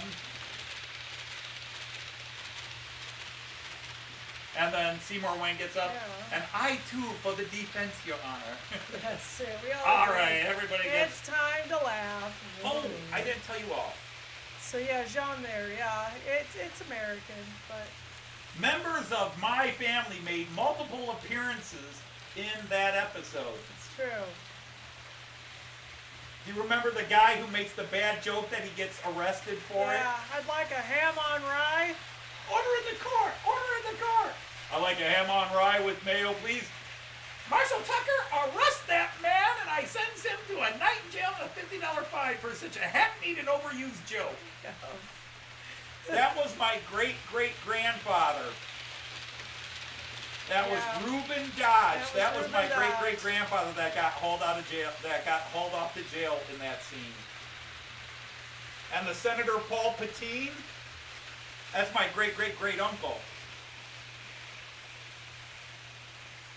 Hi, Chris, how are you? Hi, Chris. So, well, yeah, but of course, Jean, he will explain it if you don't understand it. Yeah, now we have a multicultural audience. I'm fully aware, I have jokes that you have to be an American to get. I can't help it. It's the American bit. It's our references, so. It's my background. When he has Stanley Steam hair, I don't. it's Stanley Steamer the carpet cleaner. I don't have a Dutch or a Danish. That. I don't have a Dutch or a Danish background to play some great Dutch jokes. Right. I suppose I could make a character Dutch and make a Dutch oven joke, but does a Dutch person understand a Dutch oven joke? I was going to say, is that well known? We can't escape our Americanisms. It is home.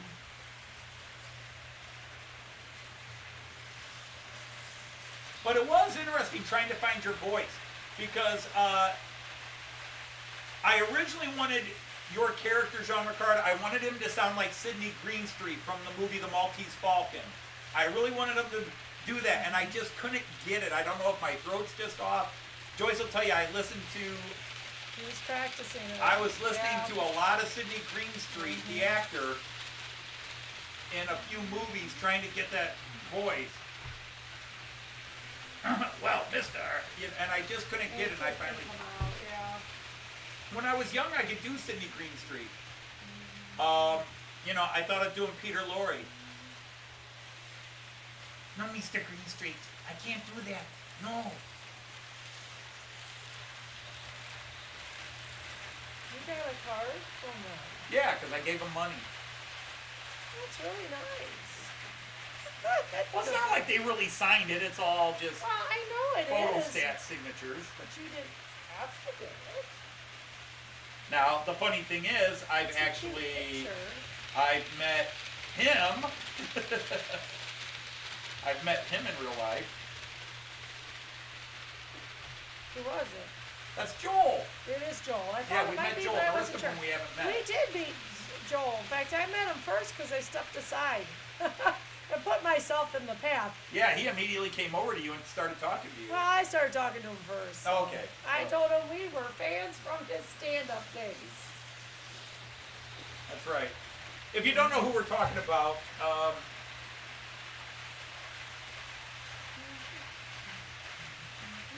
where is it? Yeah, it's 7 out today. I got a Christmas card from the Mystery Science Theater 3000 group, and and it's got fake signatures of everybody. It's got But photos. years ago, These are when pictures of them. Joel Hodgson created another group to do movie riffing called Cinematic Titanic, because Right. some of the guys were doing riff tracks, so he came back into it and started doing that. Anyhow, they went on tour, and we went and saw them many times. And one of the first times we saw them on tour, we met them. And we had seen Joel Hodgson when he was an up-and-coming stand-up comedian long before he did Mystery Science Theater 3000. Speaking of comedy that influenced me and influences Oh, for Marshall sure. Clark. For sure.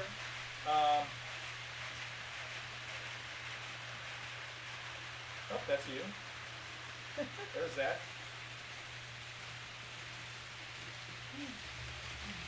Yeah, so there was a line for the meet and greet, and I stood out of the line because I didn't want to stand in the line. And so anyway, I just ended up just right next to the tables and had a little chat with them. There's a picture of us. I've got a few pictures with Joel, and then with the guy who played Dr. Forrester. Yep. It was fun.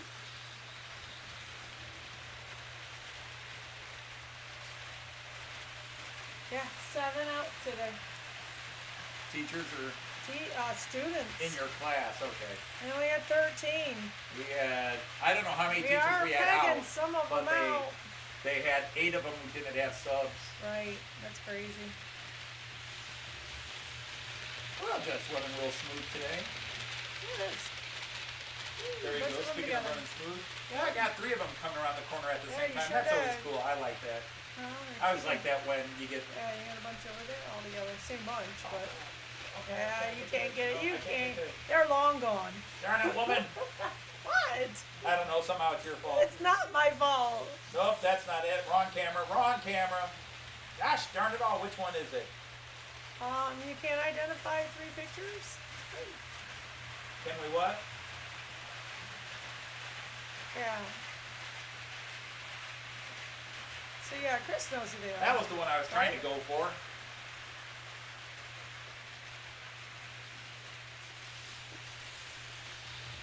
It looks very bright and green and cheerful there. Yeah, doesn't but it's it? grainy.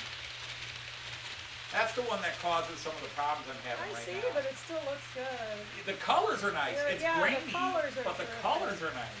Your curtains just look so nice. They on do. it. I agree. That's why I like it. You went for a very colorful arrangement today. Yes, I do. There, they wanted you back on. There, ignore the trains or just watch them passing behind us. Who wanted me back on?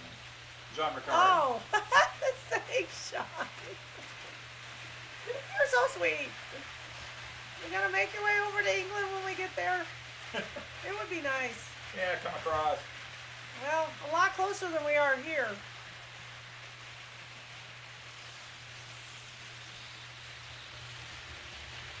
Got that little container car train going. Yeah. No, I really think that's adorable, actually. What's that? Your cargo here with your 4 Beetle Yeah, I like it. trains. It's adorable. I gotta get the railjet in action here. He does slow down up that hill now. He didn't used to, but he does slow down now. Who does? The railjet. You have to lengthen your grade.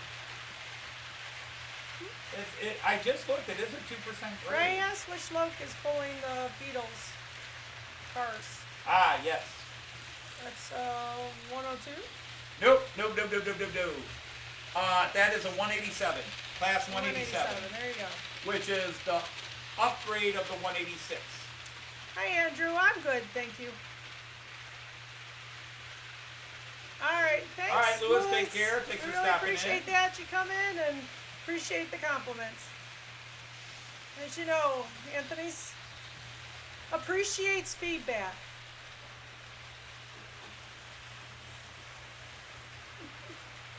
Indeed. Well, you know those artsy people, they just Yes. have to. I'm an arty person. He is an artsy person, and so he has to have a lot of feedback. We need feedback. We're Positive's artsy nice, people. but even negative We gives them analyze, direction. we have- So, Yeah, the one locomotive, to talk trains for a bit, the one locomotive Good idea. that I just find, what's that? it's a good idea. Let's talk logos. The one locomotive that I just find I want to keep putting on my layout is, I'll catch him when he comes around, let's see, DB4 and then up the ramp. Oh, this one. Okay. He's your newest, isn't he? Let's catch him up the Your ramp. newest loco. He's not the newest, no. He's not. Well, technically, the 101's the newest. The guy coming up right now, Yeah. let's get that the is a chart class out. 150. Maybe I'll stop him in front of the DB cam. Although I have shown him before.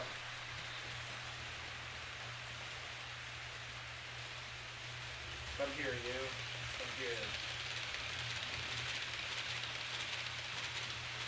Slowing down, slowing down, slowing down, slowing down.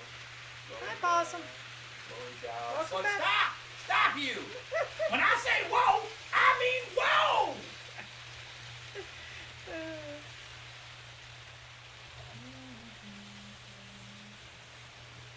That guy, that is a class 181, 181.2. It pulls both, it's a heavy freight and passenger loco in southwestern Germany. I love this loco. It's gorgeous. I don't know what it is about it. I don't even know if it's gorgeous. It's just cool. The railjet is gorgeous. But this is just really a cool locomotive. There's so much I love about it. Greetings, Possum Bio. How are you? But I just love... So I just keep finding excuses to keep running them. So sometimes he's pulling freight. Sometimes it's pulling my Regio bonds. Sometimes it's pulling, well, they're still Regio bonds. My double-deckers or my single-deckers. I love this guy. I think he's a gorgeous loco. Again, I think gorgeous is the wrong word. Railjet is gorgeous. He's just cool. But I just find that I like to run it more and more and Overshot more. the platform, they were all saying. I what? You overshot the platform. That wasn't a platform. But yeah, I Whatever, overshot my overshot stopping it. point. Yeah, he sure did. That was the stop. Darn you, stop. Yeah. Yeah, I really like that locomotive. Yes, he does. So I keep finding excuses to constantly have him on the layout. You can pull. Yeah. Yeah. Probably because he's so different than all my other locos. John He's- wants you to turn him around, of course.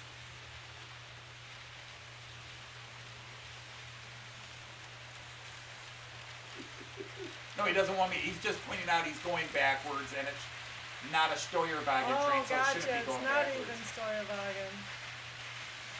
Hi, Philip. Cool, Ray.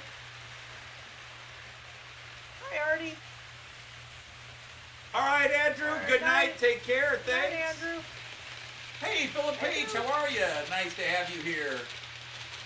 Dude, I don't know if it's still possible, but you got to get another kitchen layout video done someday if it's possible. If not, it's not. Life happens. Life is what happens while you're busy making other plans. Yep. So, you know, for a lot of you, I'm running 2 freighters today. Yeah, he is. I noticed that. That's weird. What inspired that? Drugs. Gotcha. What inspired it was I wanted to run the Beatles train, Right. You didn't want to put it on. but with the I rest of didn't the want to cargo? put them on that, and so I just decided what the heck, I'd do a short freighter and then the longer freighter. So one's doing the whole loop and one's doing the little thing. Okay. Yeah, it is. That's cool. Yeah, it started with this one, but it kept losing it. Oh, okay. The deep well, or whatever they call those Yeah. cars, the deep well.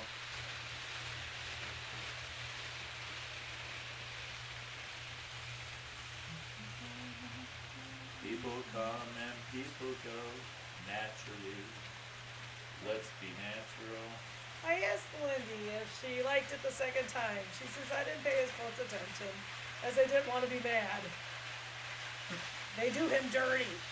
So she's still mad at Stanley Steamer and the judge, Drury. John Ricard's got a question for you. How is he constantly competing with model trains? How is it to constantly be competing with model trains? In other words, like, you have to compete with my trains for attention. No, I don't. Good, Philip. No, I really don't have to fight for attention with his trains. But we've been married for 34 years. And so we've... Huh? Yeah, I nodded my head. Yes, 34. Hey, O-Gauge Trains, how are you? And so that's understanding, we understand each other. I guess that's the best way to phrase it. John, I'm going to get hit by her, freak out my daughter, and maybe embarrass some of you. Joyce and my trains don't compete. My trains don't have boobs. There's no competition. Just stop. So, yeah, I do not feel threatened by his trains whatsoever. Hi, O-Gauge.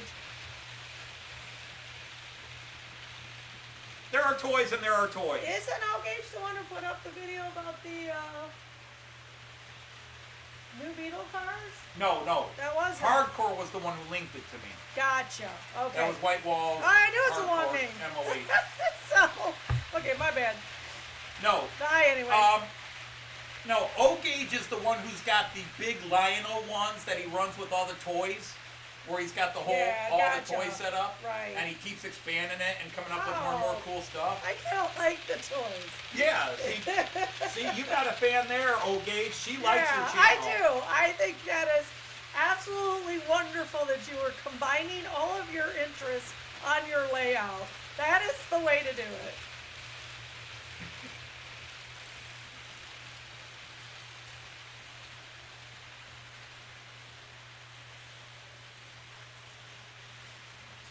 That statement. I hope it will. I mean, I even know the plot, and I hope it will. Yes, we know it comes out all right at the end. And the next end, the last end. Hush! Spoilers! Nah. No, let's face it. If none of the good guys got killed in Series 1, you know I believe in happy endings. But even Star Wars had a happy ending, but the middle one didn't. Yeah. So it's okay. It's okay. Yeah, trains are a relief. I think that's absolutely true. And, yeah, we're going to slow down on getting them, I think. But, you guys better start contributing to his fund. What? Whoa! We do not. It's hiring. That's a 20% cut in our pay or something like that. Our pay is a 20% cut in my pay. Right. Yeah, very true, Artie. Hey, I told you what you can do if you want to get my subscriptions up and get money.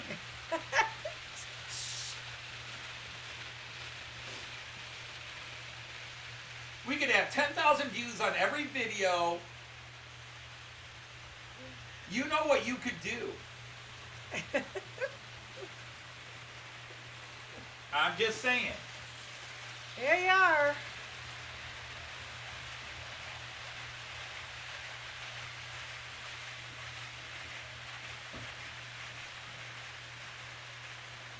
I made $33, and 17 of that was the donation from Roy. I know, that was nice, Roy. Actually, he donated 25, but we got 17 of it. Yeah. They're straight. You gotta do your Google thing, though. No, what you should do, Andrew, is make one that works for you and will have all the cool stuff you want on it. But thank you, yeah. Yeah, your cool stuff. And it is my nice. layout, I'm glad other people like it. My train table layout, whatever. I just want to watch trains go in circles. That's the... Hi, Well, hello, Alan. That's the joy of YouTube, though, is that we all get to share our layouts. Right? For Alan? Alan, you are late. And so you are on the KP duty. There are 10,000 potatoes out there for you to get peeling on right now.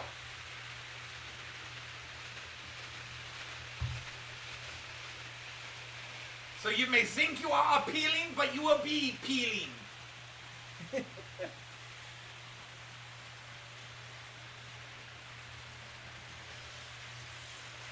Of course I am Prussian. Why do you think I have this outrageous accent? Stimmt dog. Stimmt da.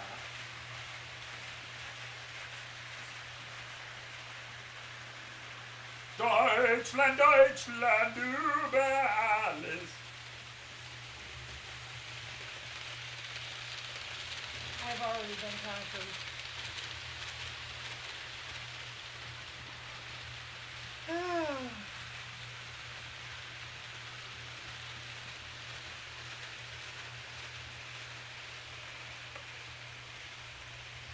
Sadly, I lost another member of the regiment. Oh no! Hit by a tank? 9. I thought you were training them to avoid the tanks. I did, and apparently I was successful, but I apparently have to train them in something else. Oh, what did he do? Poor Andreas. He came into the beer hall, sat his hat down, went to get some drinks. Forgot he sat his hat down and sat right on it. He was impaled. That's horrible. But he did die with a smile on his face. Oh snap! That's even worse.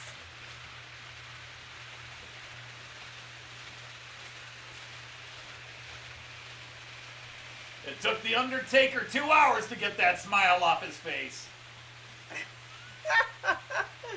Oh, I'm sorry. You lost her, Artie, but that's funny. Apparently she was a freewheeling too, huh? Who, what happened? Oh. You gotta read Artie's. And fill up with that.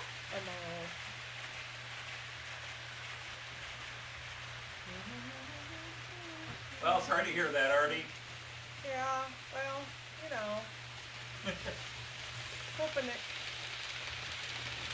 I tried. Yeah, he does. I married a comedian. You noticed that by now, I'm sure. Not a secret If you in can this make a woman family. laugh, one of the greatest skills, make a woman laugh. Yeah. Now, and I can cook, so it without works being that naked. way. It's not good if you make her laugh while you're naked. But if you can make a woman laugh while you're clothed, you're in.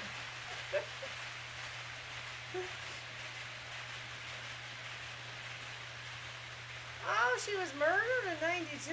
That's horrible. I'm so sorry. Kieran's gonna get attention. He's retracting. No, that was one of his goals this year. No, it was the goal I gave him. He didn't necessarily agree to it. That's true. He didn't have to take it. That you did understand. Good.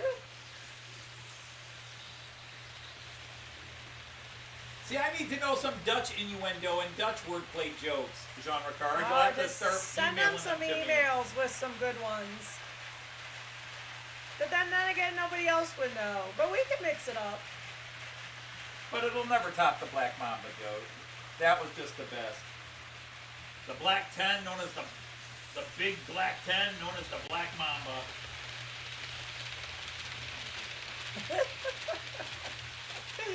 Kieran has what? What? Why am I in detention?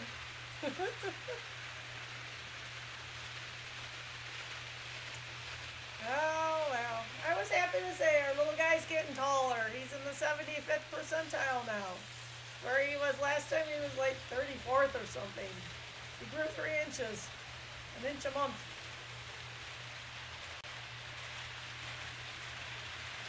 Talking about Cayenne, of course.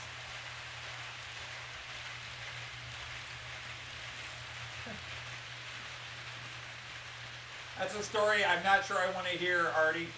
The detention teacher was fun. Oh, shoot, indeed. Alright, we're not answering, but she gets busy, I know. She's got a baby. Yep.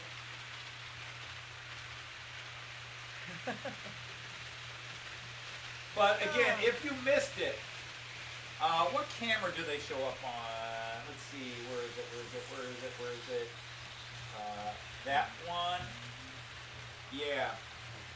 On this camera, if you see the lit up red double decker, those are the new ones I got. If you missed the announcement earlier, I just bought, was it yesterday or Wednesday? Okay, the 20th percile when he was 9 months, and now he's up to 75th. Yeah. Anyhow, I'm getting the Steuerwagen and Amazing. the other 2 car set. I found an American shop that had the matching cars in stock. So I paid about $50 more than I would have from Germany, but the German shops didn't have them. Macro Mundo had them in stock. I paid more, but I did buy from an American shop. But I'm getting the other 3 cars, so I will have a complete, full consist of the new Regiobahn with that beautiful lighting system, the Hobby Trade Regiobahn.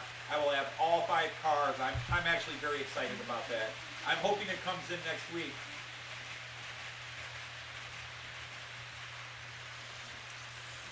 Well, Artie, you could come visit.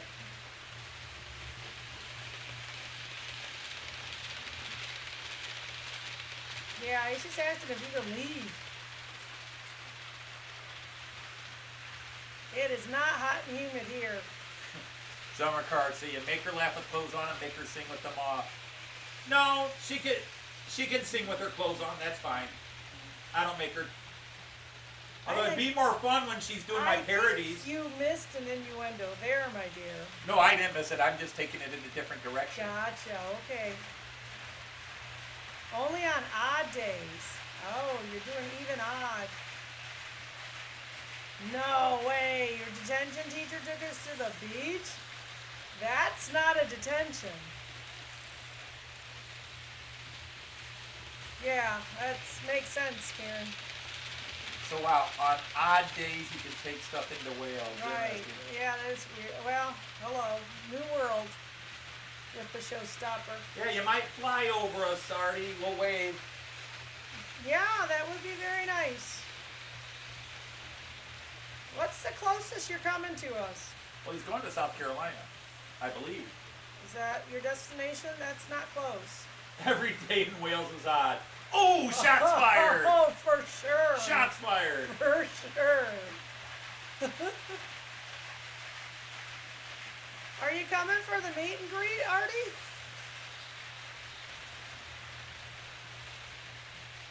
Oh The my gosh, Strasbourg? that's horrible. Yeah, right.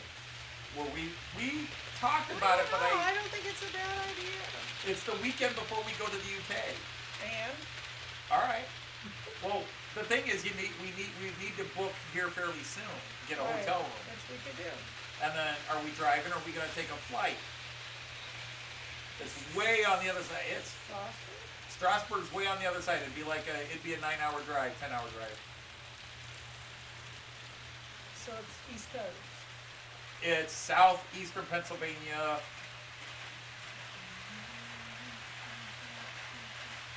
It's like southeast or southwest, or is it due Well, south you of know, Philly? we were getting frequent flyer miles when we were traveling before. It would have been free.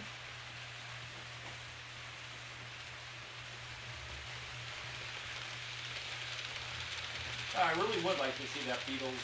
And Tom's Train going around. to America in April. Is that what I'm understanding? So Artie is. Tom, are you saying you're coming to America in April?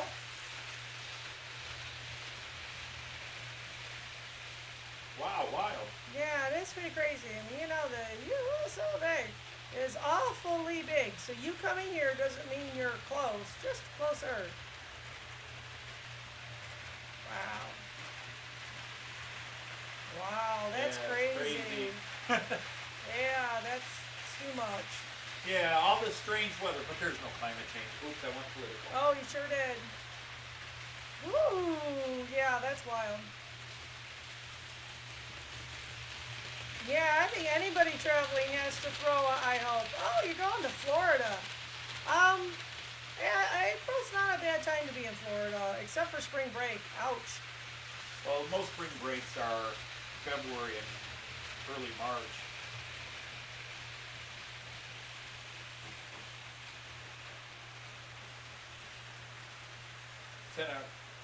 There was a time, well, Artie, I once drove from Toledo, Gotcha. Ohio to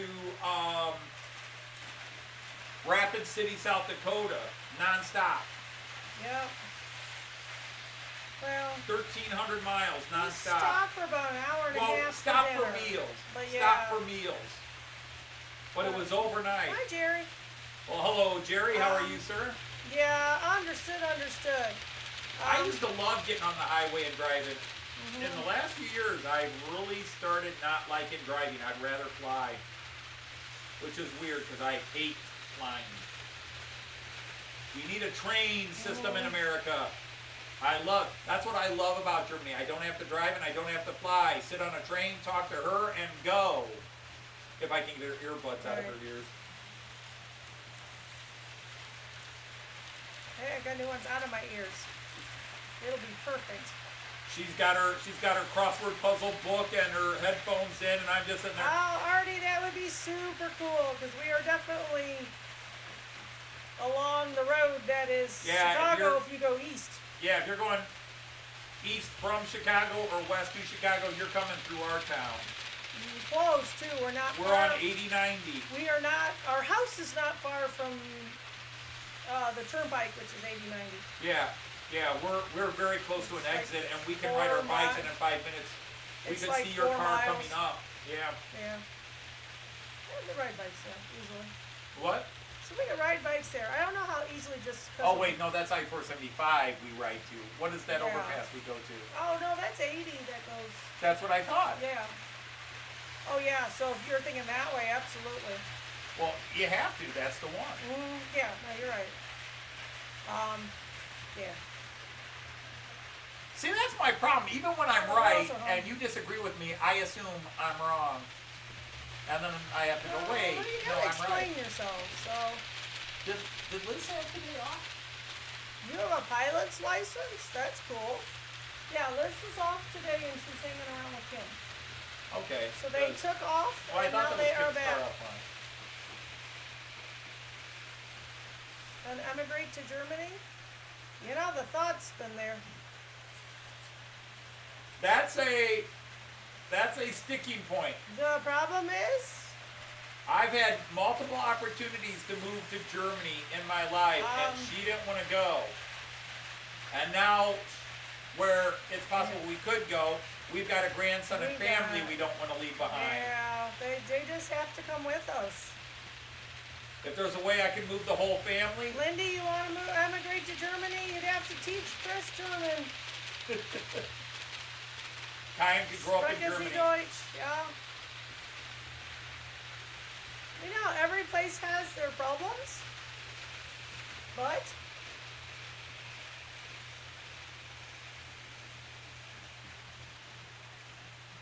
I'll never be able to explain it every time I go to oh, Germany. it sure will be. That's cool. You got your pilot's license. Yeah, but you're not going to be able to land in my backyard.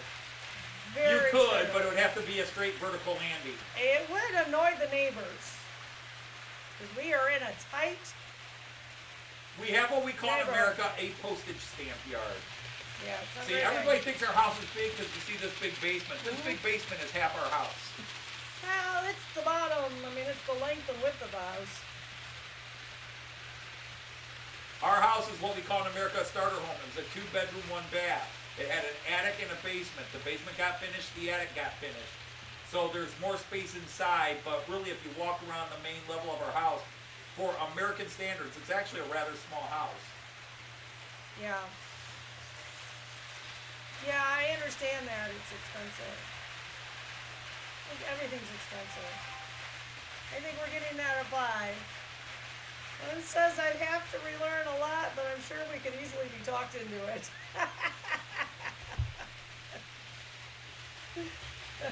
Go Moving to Deutschland. They don't want us.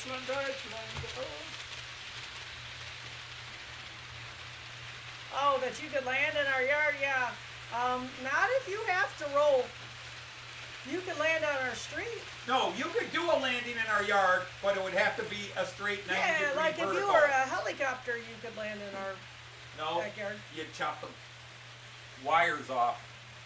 You'd have to very carefully land in our You backyard. need a mini one. You need one of those little, I forget what they call them, little mini helicopters like You James could Bond flies. land on the boulevards in the front. That would Trees. work. Well, the trees are Oh, gone. there's no but trees there anymore.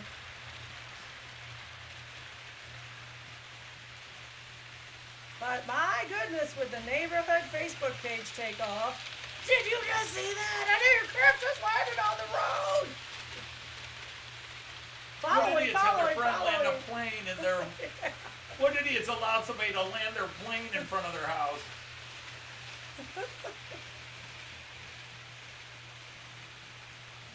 Go on Duolingo then. You are on Duolingo, that's good. Learn your German again. So all three of our children took 4 years of German with But they don't use it. their father. Which was just fun. It was awesome teaching my kids. Uh-huh. The greatest thrill of my teaching career was for 11 straight years having my own children in the classes. Even our school nurse has the showstopper. I just kind of went back to school. That's been pretty horrible. She keeps everything organized.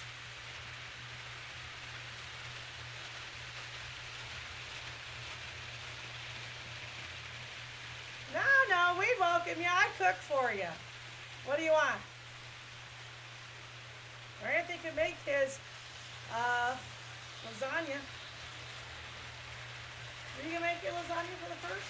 Or I could make my veal, Oh my gosh, Swiss we're right veal. past the first. Yeah, you could do a Swiss veal. That's really good. The Swiss veal. Yeah, you would put our street on the map. That's for sure. It's a relatively quiet, usually, street. You could make news and lie to our locals. You could tell them that you were trying to fly a lightweight craft around the world and lost directions. Got lost. Just put your thickest Australian accent on. Good, you've done it. Yeah. And then just talk like, I was trying to fly around the world and... Ran out of petrol.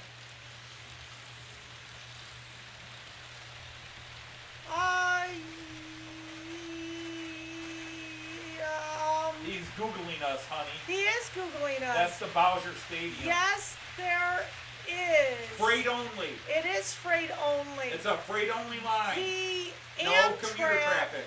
The Amtrak is east of us, and hi Chris, east of us and about 3 miles. Yeah, and it comes twice a day. Yeah, it's 2 to 3 miles, so that's where we would have to go. Yeah. Not long. So lasagna, okay, it's very good. He makes a very, very good lasagna. So it's a deal. Just let us know. You know, we're leaving, hopefully, June 1st for Great Britain. June 1st. My last day as a teacher is officially May 31st, although I may not go in that day. Cut him off. Here's my key. Goodbye forever. And pay him all his money. We could maybe try to pay off a car with that. Maybe. It's a thought. These bills. I don't know. I don't think it would come that far to paint it all off. Because basically it's just, it would be my payroll for June, July, and however much of August it covers. No, that feels like it should be a lot. Well, how much do I get a paycheck? Talk about later. Yeah, we'll talk about it later. I actually would like you to look that up. Because I'm double dipping. Well, no, I'm supposed to have a conference where they go over it with me. Yeah, you are. You should call them. It's time. I can't access the forms on the email. I need to get the email. That has been blocked for 4 days or whatever. Well, I think it was Wednesday morning. It just feels like forever. Garfield would like them it too. Yeah, I'm sure you explained that our email got hacked. Yeah. So last sync January 12th. And today's the 14th. Yeah, 3:30. It was 3:30 a.m. So that's pretty awful. Really, you rely on your email for a lot of things. For all the junk email you get, but you can't open that, huh? I can open my old email. I can open and read them, but attached files I can't access. Speaking of... I can't open the attached files. Really? Have you tried that? On I yours? don't think I've had any attached files to open, Okay. so I can't say that's true. Yeah, sure was. No more drug dealers on your street. They probably thought it was whatever you call your drug enforcement agency. Right. Yep. That's funny. Boy, it's the cops. Yeah. Yeah, Anthony's been making lasagna for probably 40 years, eh? And he keeps... You went Canadian there, didn't you? I did. And so 40 years, eh? he's been working on perfecting it. And the family, of course, has been the Guinea critics. pigs. Nah, critics. They judge. They judge how good it is. But he They cries. have no idea what I He put in my cries if he lasagna. if they don't rave about it, he cries. So they rave. You know that's true. You know, The artsy type, you know. whoops. Accidentally hit the stop. Oh, Pete. Yeah, they don't like getting stopped like that. They did, Pete. So, to be honest, I've had seafood this week. I'm back on watching what I'm eating. And, yeah, I had halibut. For the halibut. It wasn't bad when I cooked it warm and had spiced it up, but I tried eating it cold the next day and it was horrible. Yeah, my stomach's growling. It was pretty horrible. So, we're not big seafood eaters. The artsy type. You are artsy. Yeah, I just can't draw or paint. You don't have to draw or paint to be artsy. I can paint a house, I can paint a room, I just You can't artistically You paint with words. I paint with words. And almost everybody would agree with you, I think. I'm the exact opposite. I am a very finicky eater. He is. Basically, I eat cow. If it doesn't come from the cow, I'm not a fan of it. Or turkey. I like turkey. Yeah. Not a fan of chicken. Don't like seafood. I've got Most a ethnic chicken. foods I don't have like. a few chicken Italian- meals you'll eat. Italian food. Oh, shoot. Wow. Artie's a troublemaker. I see. Artie's a troublemaker. That might be the understatement of the year. You are my only 2 subscribers, you know. Oh, that's right. You've got 2 Well, you need to post some content. Don't sit here and talk about, I've only got 2 subscribers. No, I didn't say I only had 2 subscribers. I've only subscribed to 2 people. Oh, well, you said he's one of your 2 subscriptions. Well, yeah. What's my food specialty? Do I have one? I guess the family favorites is the chicken cordon bleu, which does not have blue cheese in it. She makes chicken Josephine. Yeah, chicken Josephine, which the family really likes. Everybody does. What's my other thing that everybody eats? Food. Joyce doesn't have a specialty like where she's really good at Chinese food or. I'm extremely utilitarian. She's a very good utilitarian cook. Although I will Whatever she cooks well. Yeah, and I mentioned that the other day. I am a very confident cook. I will find a recipe, Bread. and I expect it to come out perfectly. Homemade bread. Yeah, the homemade bread is good. You're really good at homemade Yeah. bread. So anyway, but yeah, I cook just everything. Well, I mean, I am a meat and potatoes person. Burger and fries, steak and baked potato, and that's what she makes. Pizza. And pizza. I make a few things you don't eat. Yeah, and I don't eat it. She'll make stuff that I'm not a fan of and I because. make them a hamburger to go with it. Yeah, so she'll make me a hamburger while the rest of the family eats whatever fish or what I have like you. my ham and noodles. Those are really good. But she doesn't cook an ethnic food. Now, I cook some Italian. No, I think. I cook what my family cooks, so there's some ethnicities in there. You have some Irish things you like. You like your. You'll make some Hungarian goulash as payback? Depends on what's in your Hungarian Yeah, goulash. there's your problem because, like I said, I would insult people at times. That's why I prefer to take people out to dinner. I've had Hungarian paprikash, chicken paprikash, from true Hungarian women. It was just melt in your mouth, delicious. I have said, should I try to make it? What's your answer? No, Because you? don't like chicken. Yep. Hi, Karen. Take care. No, we absolutely do not have room meat in our supermarket. But we know a place where you can order it and probably get it. Oh, you think they would have it up there? Are you thinking what I'm thinking? I assume so. The old Yeah, the meat. Moose Lodge. Yeah, the Moose Lodge. The Moose They Lodge. specialized in having They unusual claim they can meats. get it. Yeah. They claim any meat in the world they can get it. The Moose Lodge. Um, Crocodile, alligator. does it taste like chicken?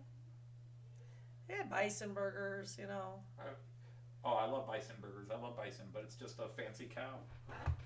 No, that's just it. I do not like onions and peppers and stuff like that, so I don't like them in my food.